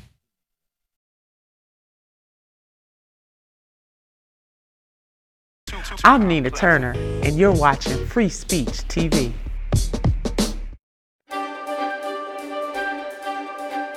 It's the Thom Hartmann University Book Club. Today we're reading from Naomi Klein's brilliant new book, This Changes Everything. This from the introduction. A voice came over the intercom. Would the passengers of Flight 3935, scheduled to depart Washington, D.C. for Charleston, South Carolina, kindly collect their carry-on luggage and get off the plane? They went down the stairs and gathered on the hot tarmac. Then they saw something unusual. The wheels of the U.S. Airways jet had sunk into the black pavement as if it was wet cement. The wheels were lodged so deep, in fact, that the truck that came to tow the plane away couldn't pry out loose. The airline had hoped that without the added weight of the plane's 35 passengers, the aircraft would be light enough to pull. It wasn't. Someone posted a picture. Why is my flight canceled? Because D.C. is so damn hot that our planes sank 4 inches into the pavement. Eventually, a larger, more powerful vehicle was brought in to tow the plane, and this time it worked. The plane finally took off 3 hours behind schedule. The spokesperson for the airline blamed the incident on very unusual temperatures. The temperatures in the summer of 2012 were indeed unusually hot, as they were the year before and the year before, and it's no mystery why this has been happening. The profligate burning of fossil fuels, the very thing that U.S. Airways was bound and determined to do, despite the inconvenience presented by a melting tarmac. This irony, the fact that the burning of fossil fuels is so radically changing our climate that it's getting in the way of our capacity to burn fossil fuels, did not stop the passengers of Flight 3935 from re-embarking and continuing their journeys. Nor was climate change mentioned in any of the major news coverage of the incident. I'm in no position to judge these passengers. All of us who live high consumer lifestyles, wherever we may happen to reside, are metaphorically passengers on Flight 3935. Faced with a crisis that threatens our survival as a species, our entire culture is continuing to do the very thing that caused the crisis, only with an extra dose of elbow grease behind it. Like the airline bringing in a truck with a more powerful engine to tow that plane, the global economy is upping the ante from conventional sources of fossil fuels to even dirtier and more dangerous versions. Bitumen from the Alberta tar sands, oil from deepwater drilling, gas from hydraulic fracking, coal from detonated mountains, and so on. Meanwhile, each supercharged natural disaster produces new irony-laden snapshots of a climate increasingly inhospitable to the very industries most responsible for its warming, like the 2013 historic floods in Calgary that forced the head offices of the oil companies mining the Alberta tar sands to go dark and send their employees home, while a train carrying flammable petroleum products teetered on the edge of a disintegrating rail bridge. Or the drought that hit the Mississippi River 1 year earlier, pushing water levels so low that barges loaded with coal and oil were unable to move for days while they waited for the Army Corps of Engineers to dredge a channel. They had to appropriate funds allocated to rebuild from the previous year's historic flooding along the same waterway. Or the coal-fired power plants in other parts of the country that were temporarily shut down because the waterways that they draw into cooler machinery were either too hot or too dry, or in some cases both. Living with this kind of cognitive dissonance is simply part of being alive in this jarring moment of history, when a crisis that we have been studiously ignoring is hitting us in the face. And yet we're doubling down on the stuff that caused the crisis in the first place. I denied climate change for longer than I care to admit. I knew it was happening, sure, and not like Donald Trump and the Tea Party years going on about how the continued existence of winter proves it's all a hoax. But I stayed pretty hazy on the details and only skimmed most of the news stories, especially the really scary ones. I told myself the science was too complicated and that the environmentalists, they're dealing with it. And I continue to behave as if there was nothing wrong with the shiny card in my wallet attesting to my elite frequent flyer status. A great many of us engage in this kind of climate change denial. We look for a split second and then we look away. Or we look but then turn it into a joke. More signs of the apocalypse, which is another way of looking away.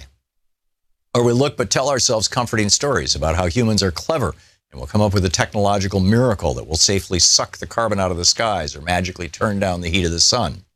Which I was to discover while researching this book is yet another way of looking away. Or we try to look, we look, but try to be hyper-rational about it. Dollar for dollar, it's more efficient to focus on economic development than climate change, since wealth is the best protection from climate extremes, weather extremes. As if having a few more dollars will make much difference when your city is underwater. Which is a way of looking away if you happen to be a policy wonk. Or we look but tell ourselves we're too busy to care about something so distant and abstract, even though we saw the water in the subways in New York City and the people on the rooftops in New Orleans and know that no one is safe, the most vulnerable least of all. And though perfectly understandable, this too is a way of looking away. Or we look but tell ourselves that all we can do is focus on ourselves, meditate and shop at farmers markets and stop driving, but forget trying to actually change the systems that are making the crisis inevitable, because that's too much bad energy and it'll never work. And at first it may appear as if we are looking, because many of these lifestyle changes are indeed part of the solution, but we still have one eye tightly shut. Or maybe we look, really look, but then inevitably we seem to forget. Remember and then forget again. Climate change is like that. It's hard to keep in your head for very long. We engage in this odd form of on again, off again ecological amnesia for perfectly rational reasons. We deny it because we fear that letting in the full reality of this crisis will change everything. And we are right. And the book is This Changes Everything by Naomi Klein.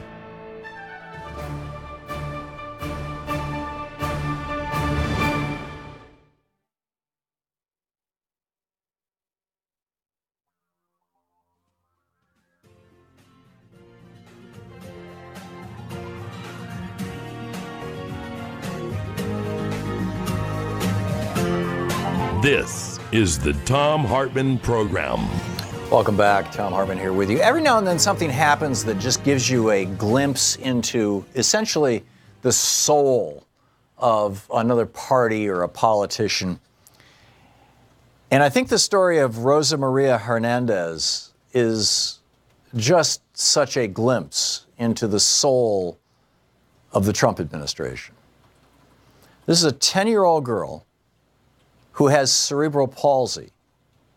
This is the condition that causes people to end up with their with very limited motion abilities and their hands kind of distorted and twisted, and this is an incredibly challenging disease. And this little 10-year-old girl was having surgery on her gallbladder, which I don't know if that's related to the disease or not, but gallbladder surgery, if your gallbladder's causing pain, it's one of the most insane pains that you'll ever experience. It's right up there with kidney stones.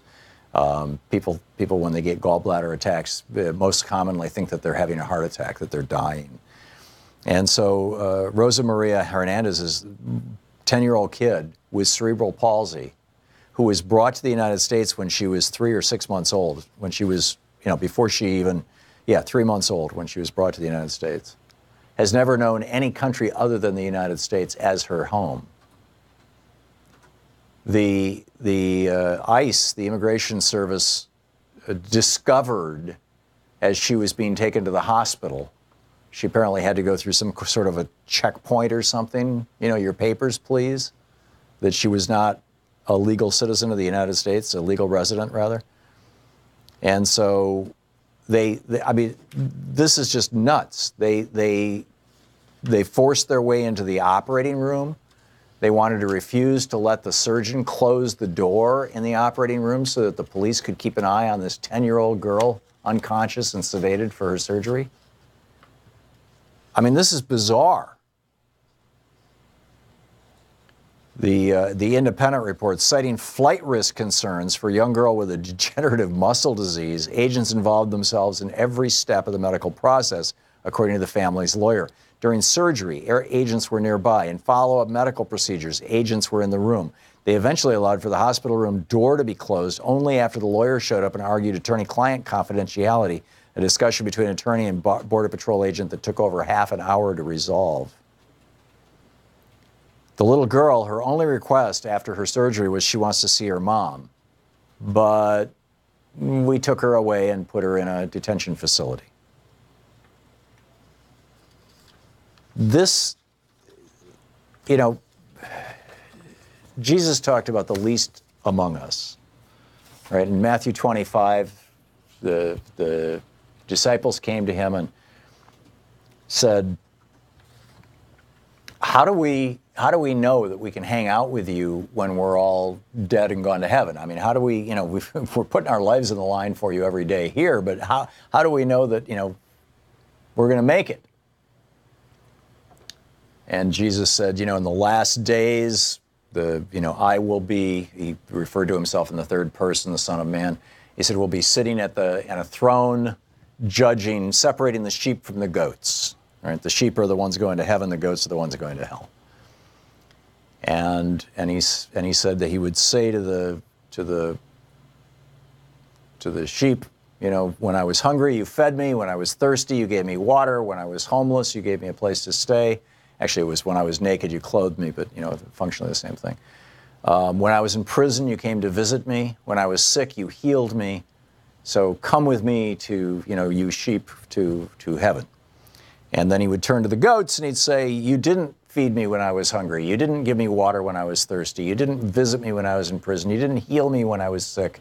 And so off to hell with you, right, is essentially what he's going to say to the goats. And at that point, the disciples freaked out. You know, they're like, whoa, wait a minute. You know, we've never seen you hungry. We've never seen you thirsty. We've never seen you sick. We've never seen you in prison. How can we get to heaven if this is what you have to do? And he said, as you have done to the least among us, you have done to me. And I don't mean to be preaching Christianity here at you. This is the core of every religion on earth. It is also the core of every culture, every society that has had any kind of meaningful and lasting impact on the human race throughout history. Has been, you know, this core idea that we take care of the least among us. And here's this little 10-year-old girl with cerebral palsy. And what is the instinct of the Trump administration? To imprison her. A 10-year-old girl with cerebral palsy. This is a glimpse is maybe not even the right word, but, you know, just a full-out look into this dark heart of this party. Or the lack of a heart, the missing heart of the Republican Party. It's, and it should be so evident to everybody.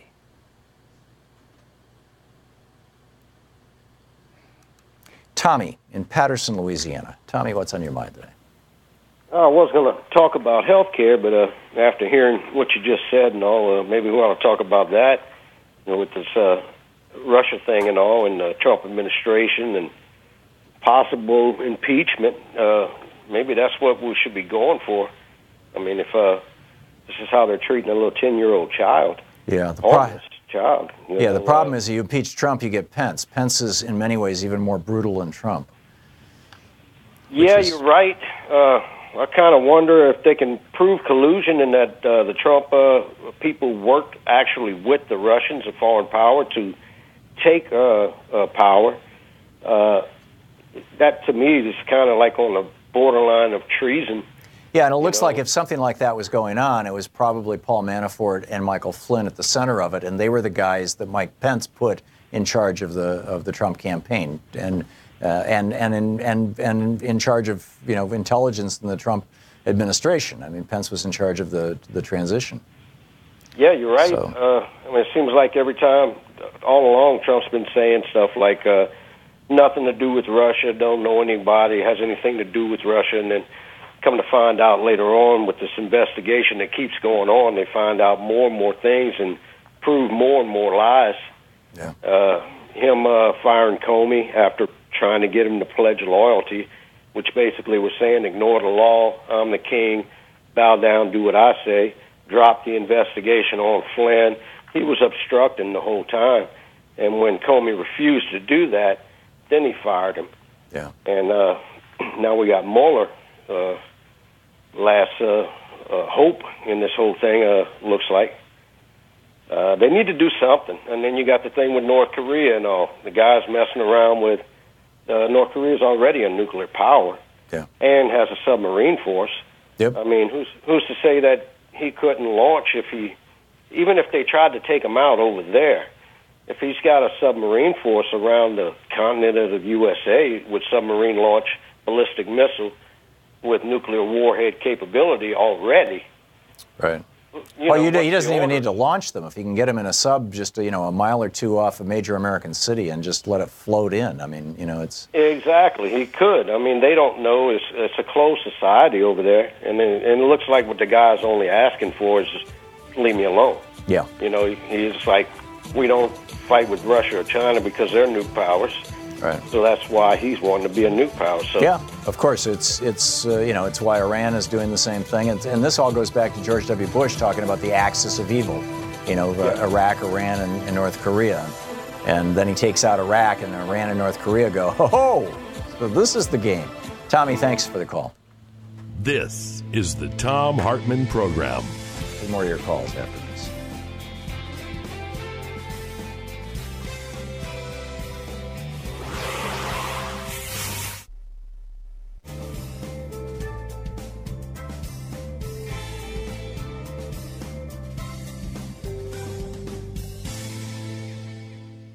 And welcome back.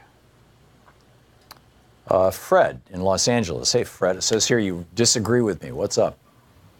Yeah, there was a little static there, so I wasn't sure it was me. All right.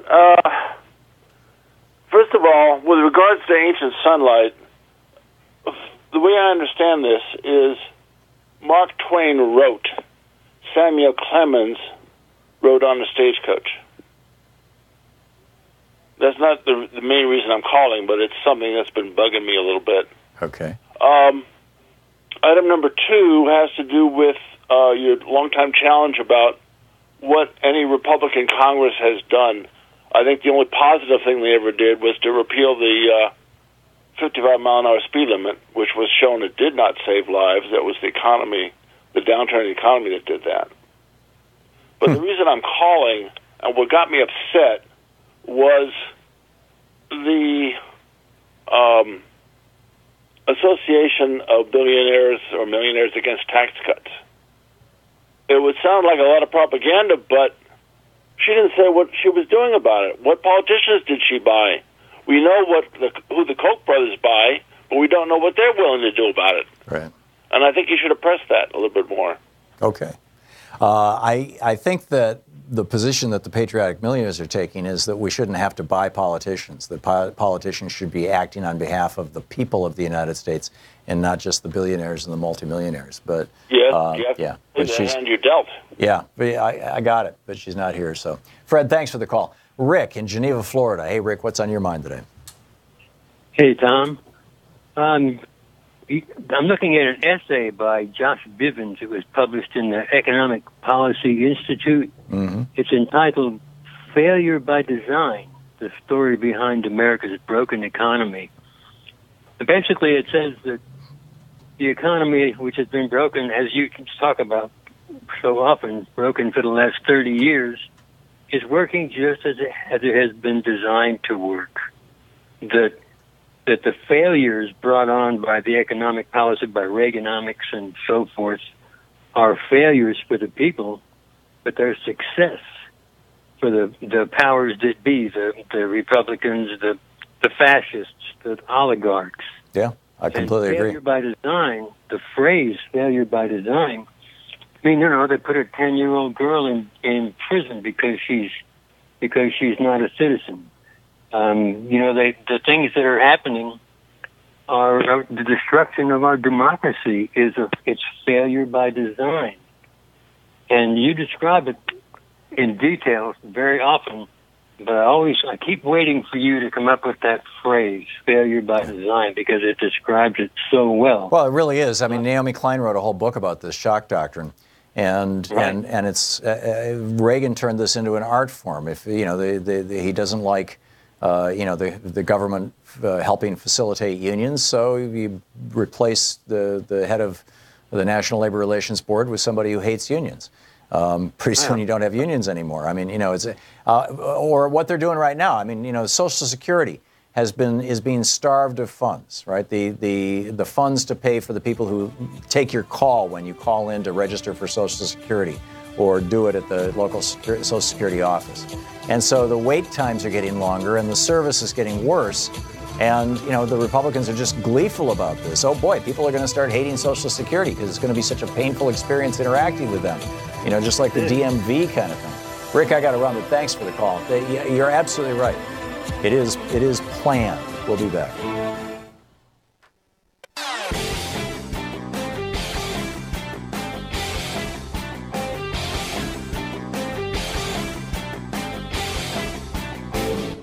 Everybody's talking about. Hi, I'm Valerie with Free Speech TV. We're proud to provide you with independent, unfiltered news and documentaries. And as our valued viewer, you can help us continue bringing Free Speech TV well into the future. Join our Pearly Gate Rebels, our planned giving program. Your gift of any size will help ensure democracy endures through an informed citizenry. You can donate property, money, or assets. It's easy. My spouse and I are proud Pearly Gate Rebels. We're doing our part to ensure that Free Speech TV will be here to deliver thought-provoking news and information well into the future. Join us. Call 877-378-8669 or email me at valerie@freespeech.org. Rebel against media owned by billionaires and become one of our Pearly Gate Rebels today.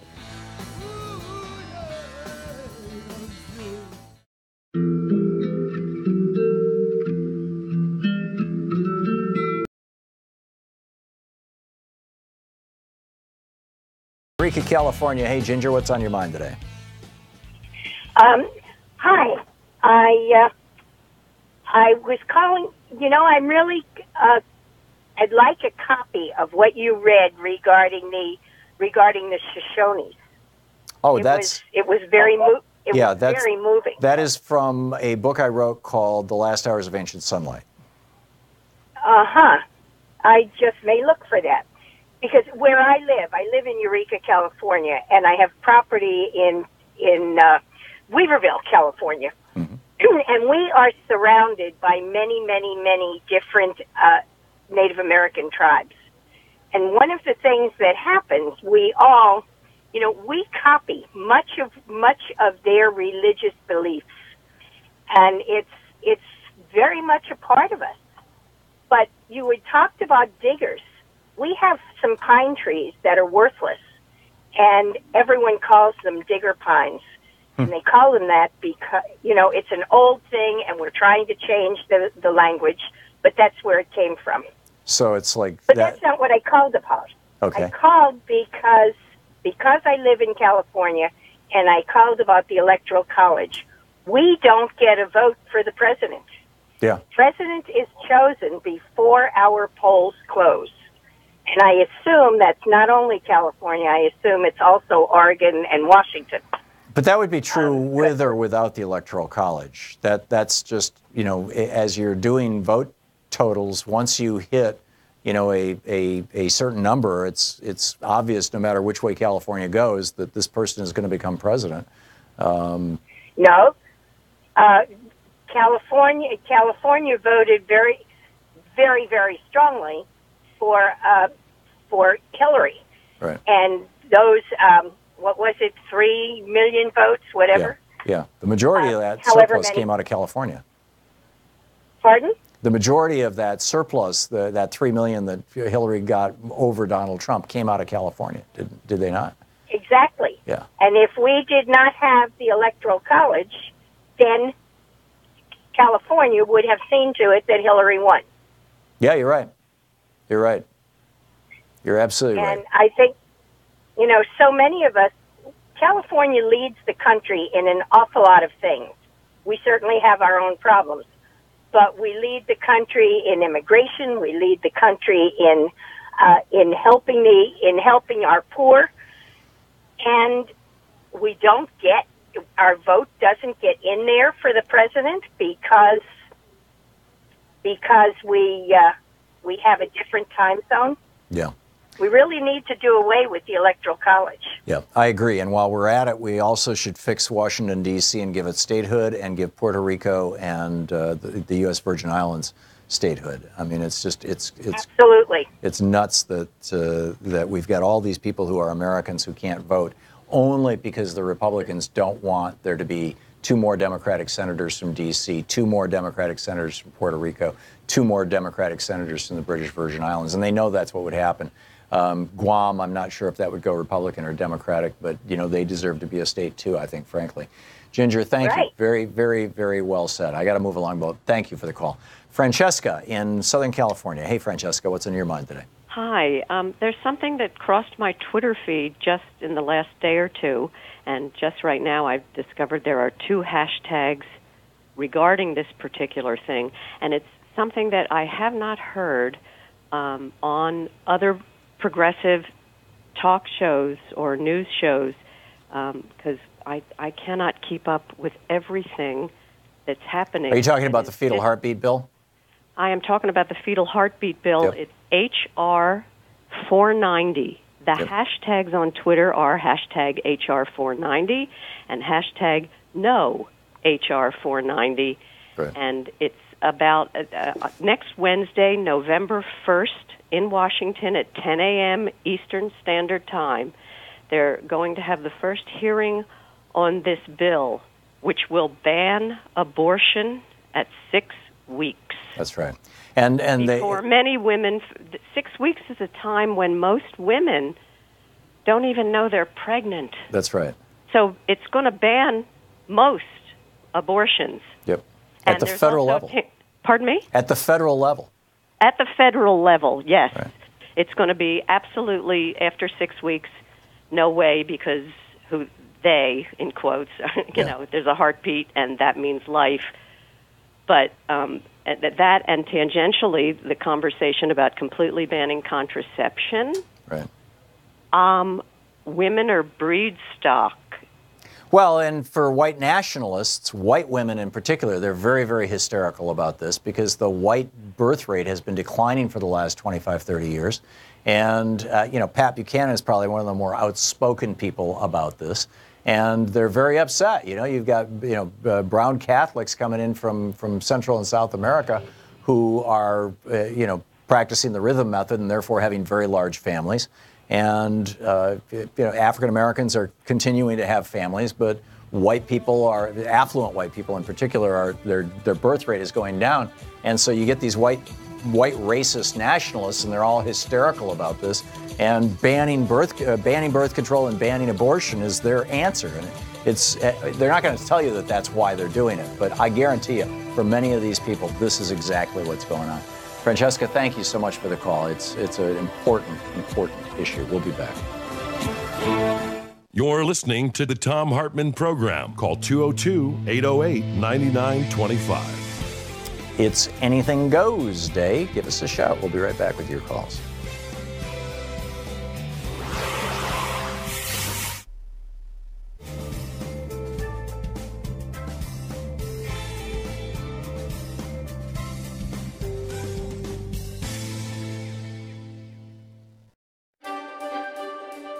We're reading today from Jesse Eisinger's new book, shall we call it the Chicken Poop Club? Why the Justice Department Fails to Prosecute Executives. This is from the introduction. It's from page 15 in the introduction. Boom, bust, and crackdown. America's economic history is unfolded in a series of booms followed by busts, followed crucially by crackdowns.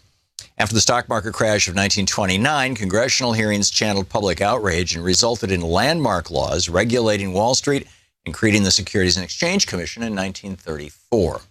A few years later, a new SEC helped put the head of the mighty New York Stock Exchange in prison. Though inconsistent, the SEC over the intervening decades emerged as one of the most respected government regulatory bodies. The SEC is the most important corporate regulator, overseeing publicly traded companies in the nation's capital markets, money markets. The agency has civil powers, must team up with the various offices of the Justice Department when a securities laws violation turns into a criminal investigation. After the go-go years of the late 1960s, the SEC worked closely with the Southern District to take on top law firms, top accounting firms, and top executives who had helped perpetrate corporate frauds. After the savings and loan scandals of the 1980s, when hundreds of small banks across the country failed due to reckless real estate loans, the Department of Justice prosecuted over 1,000 people, including top executives of many of the largest failed banks. After the Michael Milken-run junk bomb boom and blow-up of the late 1980s, prosecutors spent years digging up evidence of stock manipulation and insider trading at major investment banks and law firms, prosecuting some of the most powerful Wall Street figures of the era. In the early 2000s, the NASDAQ bubble burst. The burst NASDAQ bubble revealed a corporate book-cooking pandemic.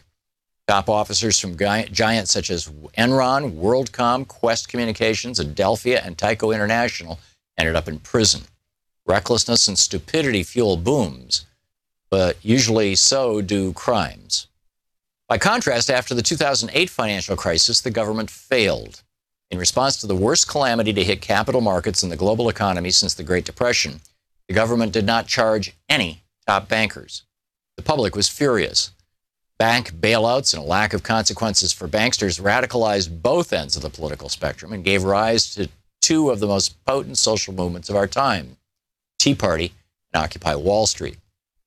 Anger about the lack of Wall Street accountability seeded disenchantment with Obama. The 2016 insurgency of Vermont Senator Bernie Sanders, who challenged frontrunner Hillary Clinton almost to the doors of the Democratic Convention, demonstrated the anger that remained on the left years after the apex of the crisis, undergirding mistrust about Clinton. She had given friendly, fateful, and highly compensated speeches to investment banks. While a Republican president had presided over the crisis and a Democratic one had saved the financial system, Hillary Clinton, Obama, and the Democrats could not claim to be the protectors of the working class and the scourges of investment bankers. That was due in large measure to the lack of corporate prosecutions. According to the Wall Street Journal, analysis of 156 criminal and civil cases brought by the Justice Department, the Securities and Exchange Commission, and the Commodity Futures Trading Commission against 10 of the largest banks on Wall Street since 2009, in 81% of the cases, the government neither charged nor even identified individual employees. In the remainder, the government only charged 47 low and mid-level employees. Merely one was a boardroom-level executive whom the SEC charged civilly rather than criminally. In his own incoherent and superficial ways, Donald Trump rode anger about Wall Street throughout his campaign, railing at the bank's power. He closed his campaign by hinting poisonously about a cabal of global bankers rigging the system. He assailed politicians who were owned by Goldman Sachs, Trump's word. His first Ted Cruz in the primary and then Hillary Clinton in the general. The Republican platform called for breaking up the big banks by returning to the Glass-Steagall Act, the Depression-era law that splits commercial bank from investment banking, a reflection of resentment about the government bailout of the financial system as the bankers wriggled free. No sooner had Trump taken office, though, than he rushed to stuff members of that cabal into his White House and cabinet. He and Goldman alumni who advised him moved within days of taking office to unravel Dodd-Frank and loosen restrictions on corporations generally. It's commonplace to observe that no top bankers from the top financial firms went to prison for the widespread malfeasance that led to the 2008 financial crisis. It's such a socially acceptable opinion that no less than an inside-the-beltway figure than the former chairman of the Federal Reserve, Ben Bernanke, said, after he was safely out of office, that more bankers should have gone to prison. The problem is worse than that. Today's Justice Department has lost the will and indeed the ability to go after the highest-level corporate wrongdoers. The problem did not begin in the aftermath of the 2008 crash, and it has not ended. Prosecutors don't simply struggle to put executives for too-big-to-fail banks in prison. They also cannot hold accountable wrongdoing executives from a gamut of large corporations, from pharmaceutical to technology to large industrial operations to retail giants. And, the book goes on from there, laying out exactly who and how and why. It's extraordinary. The Chicken Beep Club.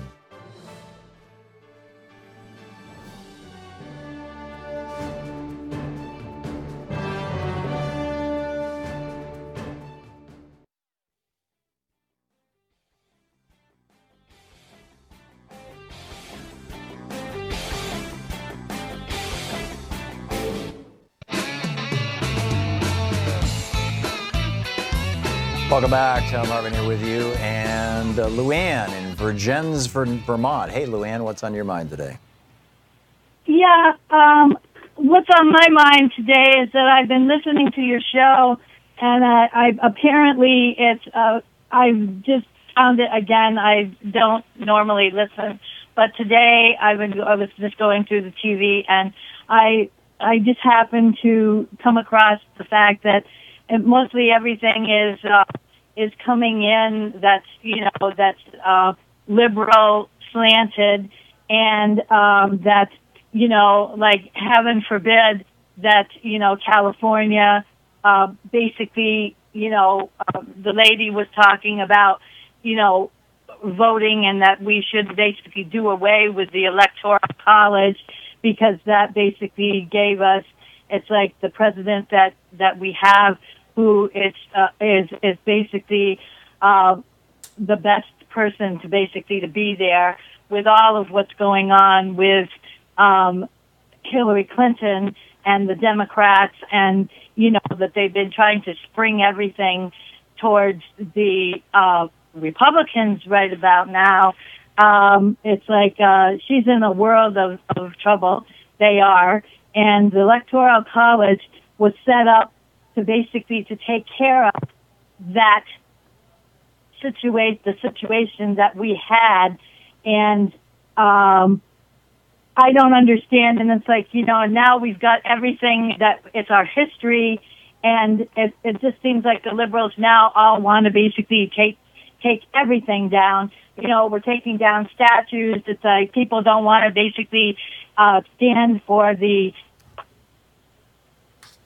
national anthem, and they're burning our flag, and it's like it's disgraceful. And I just burned a like flag, to understand where all of these other people basically come from that think that that's all okay. It's like I don't understand. It's like it's just really frustrating. Okay, well, let's I'm not sure I understand some of your concerns too, Luann. So let's just try and go through them. You said that taking down statues to people who were traitors against the United States, who lifted up arms against the United States of America, they were literally met the definition of treason, of traitors, that somehow taking down statues to traitors is a bad thing. Why is that? It's like it's there. It's part of our history. And it's like, and if we want to basically, and if you're taking down all of these, and these are people who are in gangs, are in basically crowds. These were traitors, that are taking Luann. down these statues. And it's like right now, the biggest traitor that they supported is Hillary Clinton and the Clinton machine. Okay, so you basically have no answer to that question. 30 years. You have no answer to that question. No. You're just fine with statues to traitors being put up all over the country. That's fine with you. You're a fan of treason. You hate the United States, right? No, I'm not. It's like, it just seems like... But these people, Luann, stop for a second. These people tried, Luann, these people tried to destroy the United States of America. They took up arms against the United States. They killed... Hillary Clinton is not in office. You can let go of it, Luann. Hillary Clinton's not in office. She's not running for office. She's never going to run again for office. You can get all bent out of shape about her all day long, but it's got nothing to do with right now. And it's like, Luann, this is not Fox News. And it's like she's done. Pot her down a little, please, Luann. On Fox News, I get it that I've been a guest on Fox News enough times that I know how this works, right? You get a liberal and you get a conservative on, and they talk over each other, and the guys running the board, the audio board in the audio room, they will pot down the liberal and pot up the conservative. So you can always tell what the conservative is saying. We don't do, well, I just did that. I just asked Sean to pot you down. But that's the first time, maybe the second time, that I've done that in months, maybe a year. I don't know. But it's like it's so bizarre when people call into this program who are regular viewers of Fox News and think that the only thing to do is to try to shout people down. Let's have a conversation, Luann. So, number one, we've established that you're fine with people being traitors against the United States and killing American citizens. You know, the Confederate soldiers killed at least 300,000 to 400,000 American citizens. That's fine with you. So we've established that. You were upset about black NFL players taking a knee to the national anthem. You know, do you realize why they're doing that? I do realize what they say they're taking it for, then take it out of that. We don't watch football to basically to stand there and watch them have an issue. They're making millions of dollars to basically to play the game. Just come out, and if you have an issue, then basically take it on, not on Sunday at a football game. They basically, I'm sure, they can get their speeches out there if they really wanted to do something. Okay, so we've that. established that you're fine with statues to traitors, and we've established that you are fine with saying to black athletes, hey, you're being well paid, so just shut up and do your job, right? When they go there, yeah, it's basically okay. I got they have a job, they're getting paid. I got it's it. like And so, and you don't believe that people should have free speech in the workplace. It's like whatever. So they're not doing anybody any good. It's like, you know, basically, what are they doing? So you don't believe that people should be able to express themselves in the workplace?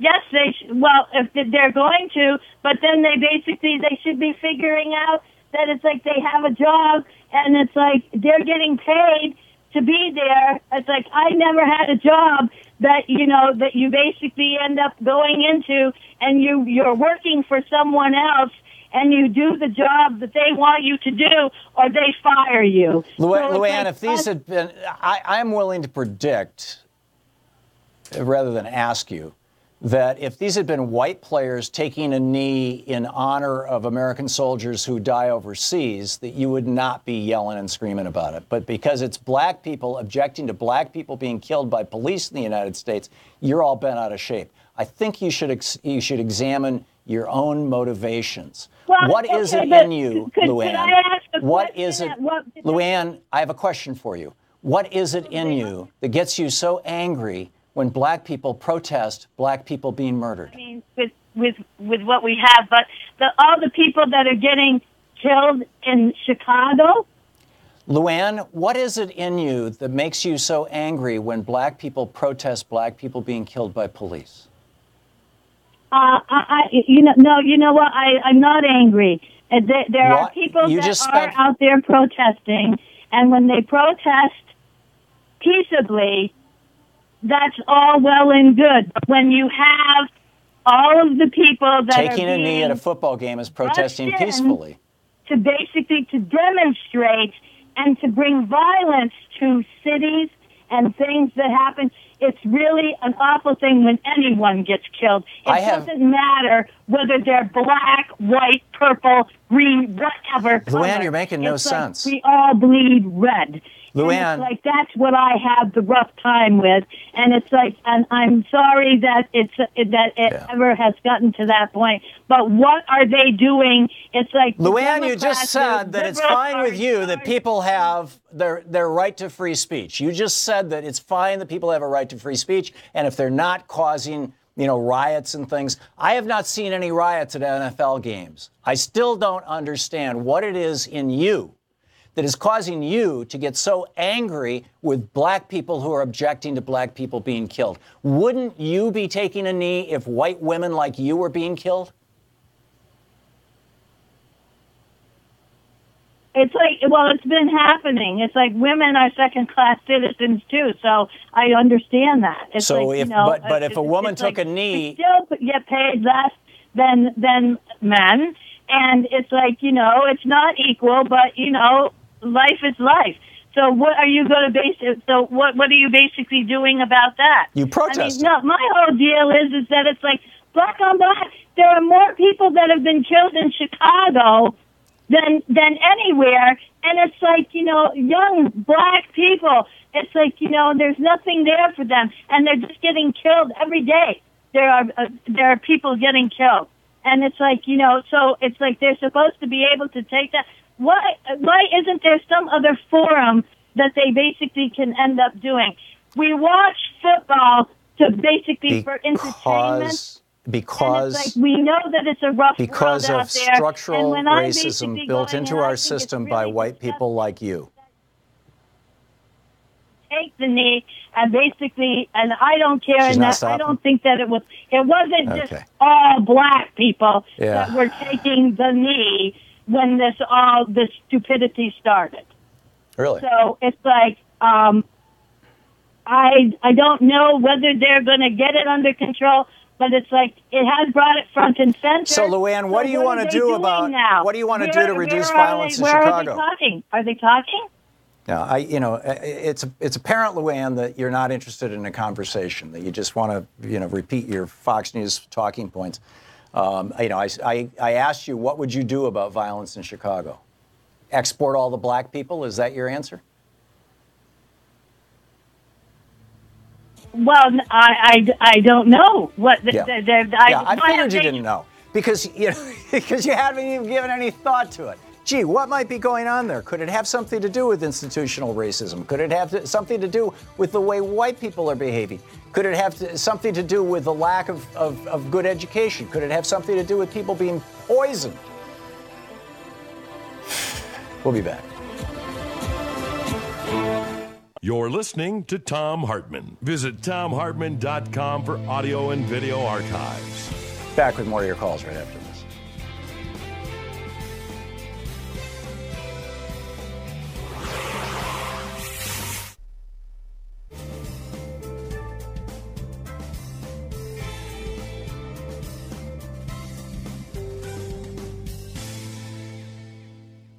Welcome back. Carol in Tacoma, Washington. Hey, Carol, what's on your mind today? Good morning, Tom. I'm taking a deep breath after that last call. And I very much want to hear your thoughts and not necessarily have a conversation, but hear what you have to say.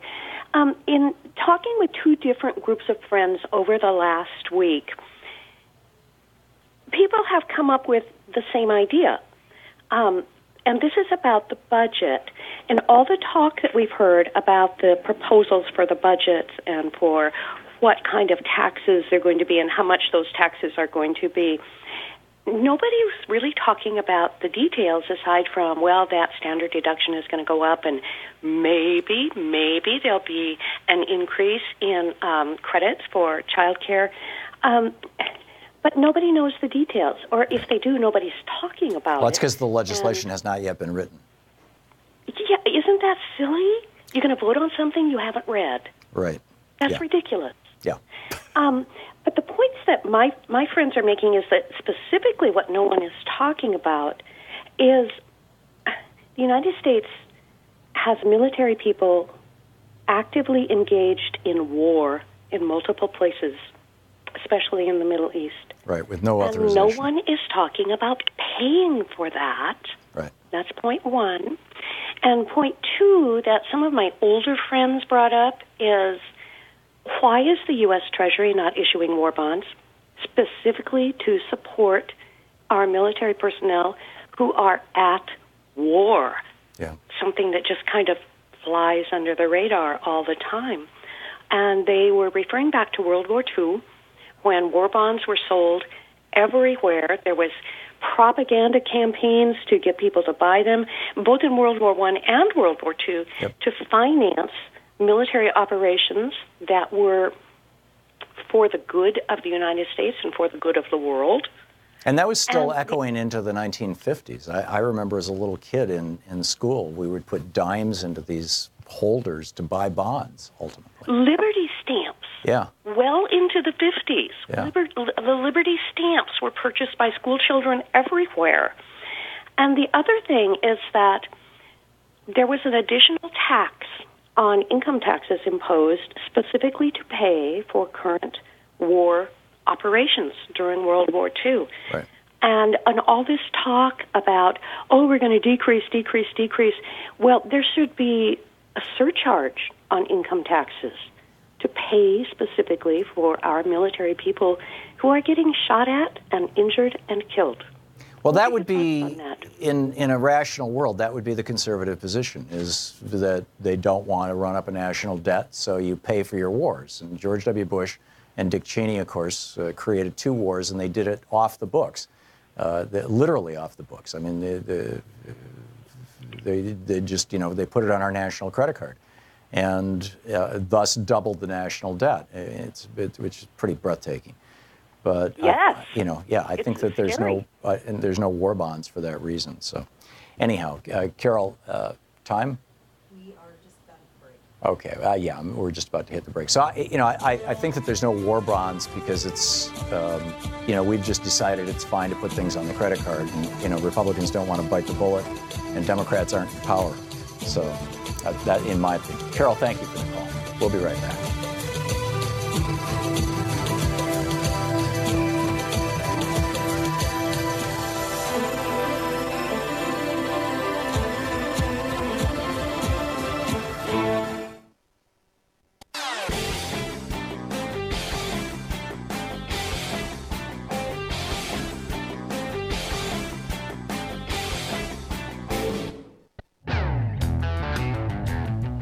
Welcome back. Thom Hartmann here with you, and John in Chino Valley, Arizona. Hey, John, what's on your mind today? Oh, I'm glad I finally got through. I wish I would have been there before that woman. She probably never lived with black people. She probably never listened to what they were demonstrating about. But what I really called about is everybody out here talks about, they don't want the government to get in with their health care between their doctors. Right. But yet they'll say, well, I have good insurance. This one has.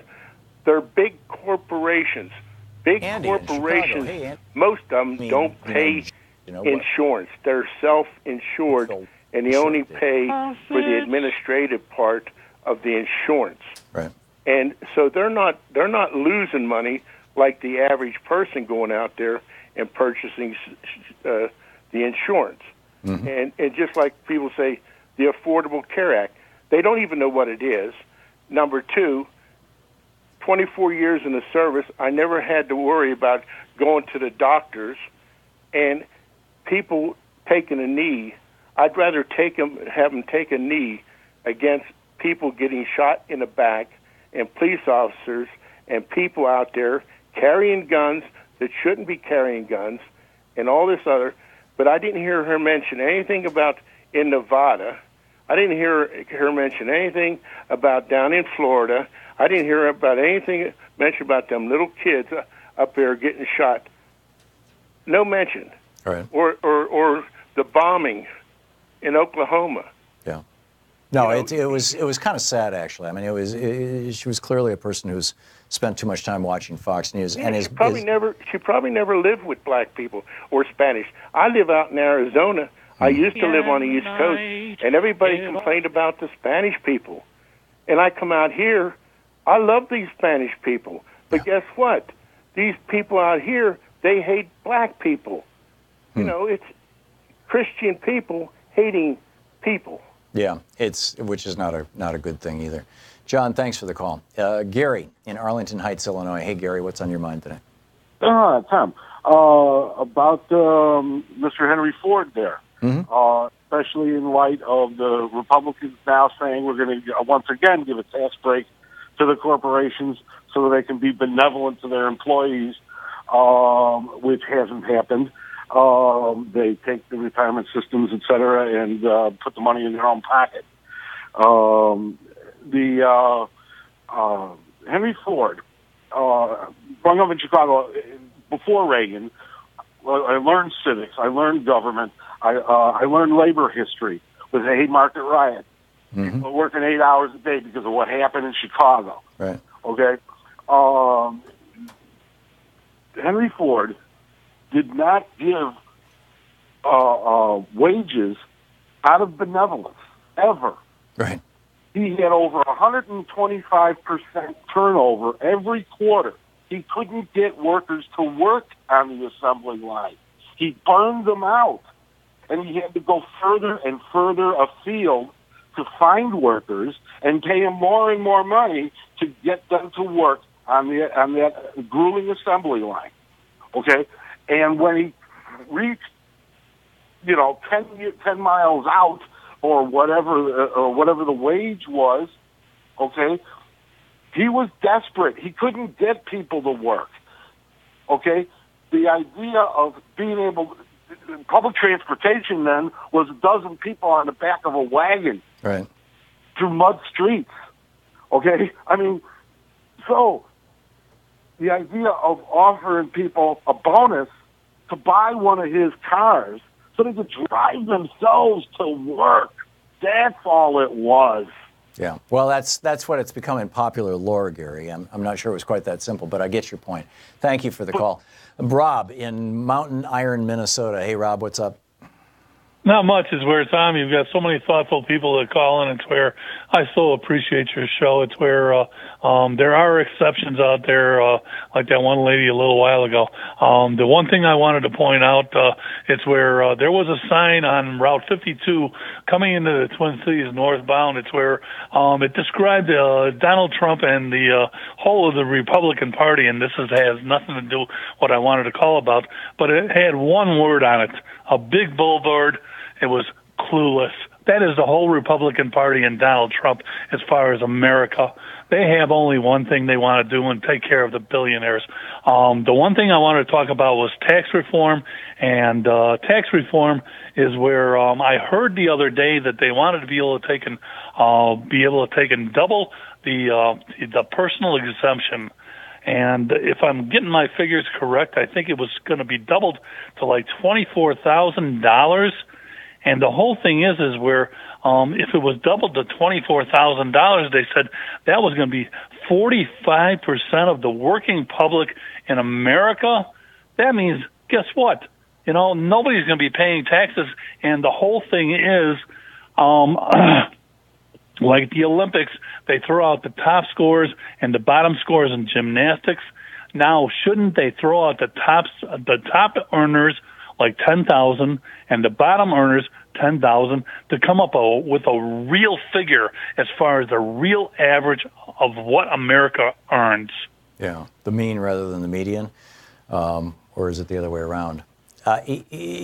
Rob, I think that we need to have a national conversation about our tax policy, why we're doing it, what we're doing, what the various, quote, loopholes are, and why they were put there, and whether they're worthy of being preserved. Unfortunately, we're not going to have that conversation in the United States. You've got the lobbyists, K Street, they're swarming over Washington, D.C. right now to preserve their loopholes, and the media is not interested in thoughtful conversations about loopholes and things. They want to get right to things that are really important, like what did Trump tweet today, and who's he angry with? So unfortunately, Rob, I don't think we're going to have that conversation, but we should. We deserve it as a country, right? It would be just a good and reasonable thing to actually have an honest conversation about what are we taxing, who are we taxing, why, and what should the parameters be, and what does history tell us about what works and what doesn't work. And it's a tragedy that we're not having that conversation. Anyhow, don't forget, democracy is not a spectator sport. It requires you. Get out there, get active, tag, you're it. We'll see you tomorrow. You've been listening to Thom Hartmann. For audio and video archives, visit thomhartmann.com.